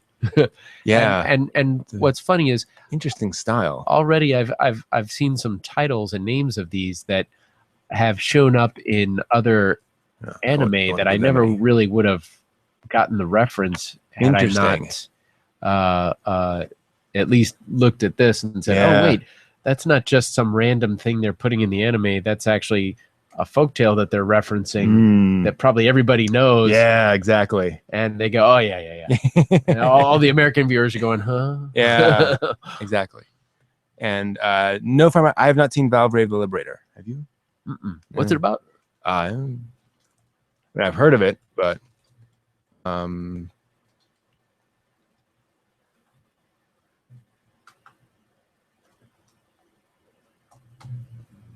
it feels to me like I watched the first episode. Valbrave the Liberator. Let's see. Oh, why'd that go to Yahoo? Oh, got it. I was on something else there. Yeah, no, I have not seen the show. Why do you ask? Kukumi Valbrave? Hmm? Let's see. Kukumer.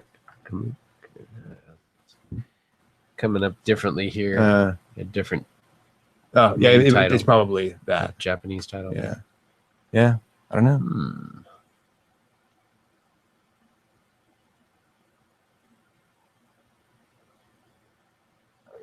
Let's see.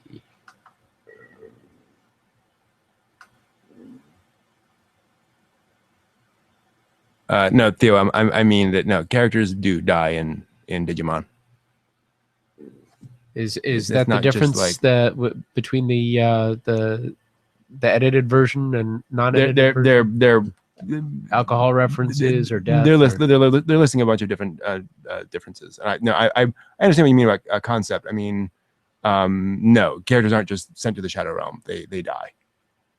I don't know that every death is dealt with this way, but there are definitely permanent deaths in Digimon. That's But sort of honestly, Kaiser, if you're, if your way of arguing is saying that the original first is the only legit version, then that's kind of hard to take that as an unbiased opinion. So, but fair enough. Cool. All right. Well, we probably better be getting along since we've been going for a little while now. But yeah. Anyway, thank you all very much for joining us. Yes. We're going to move along here, and we will see you all next week. And just so you know, we will be covering 2 episodes of Boogiepop. Yeah. Just to keep continuity and compression. Yeah, we were looking at the show and we realized it's going to be, you're going to miss too many things if it's spread out. And then we can kind of hopefully finish both Haruhi and Boogiepop at about the same time, which would be nice. So that is the plan.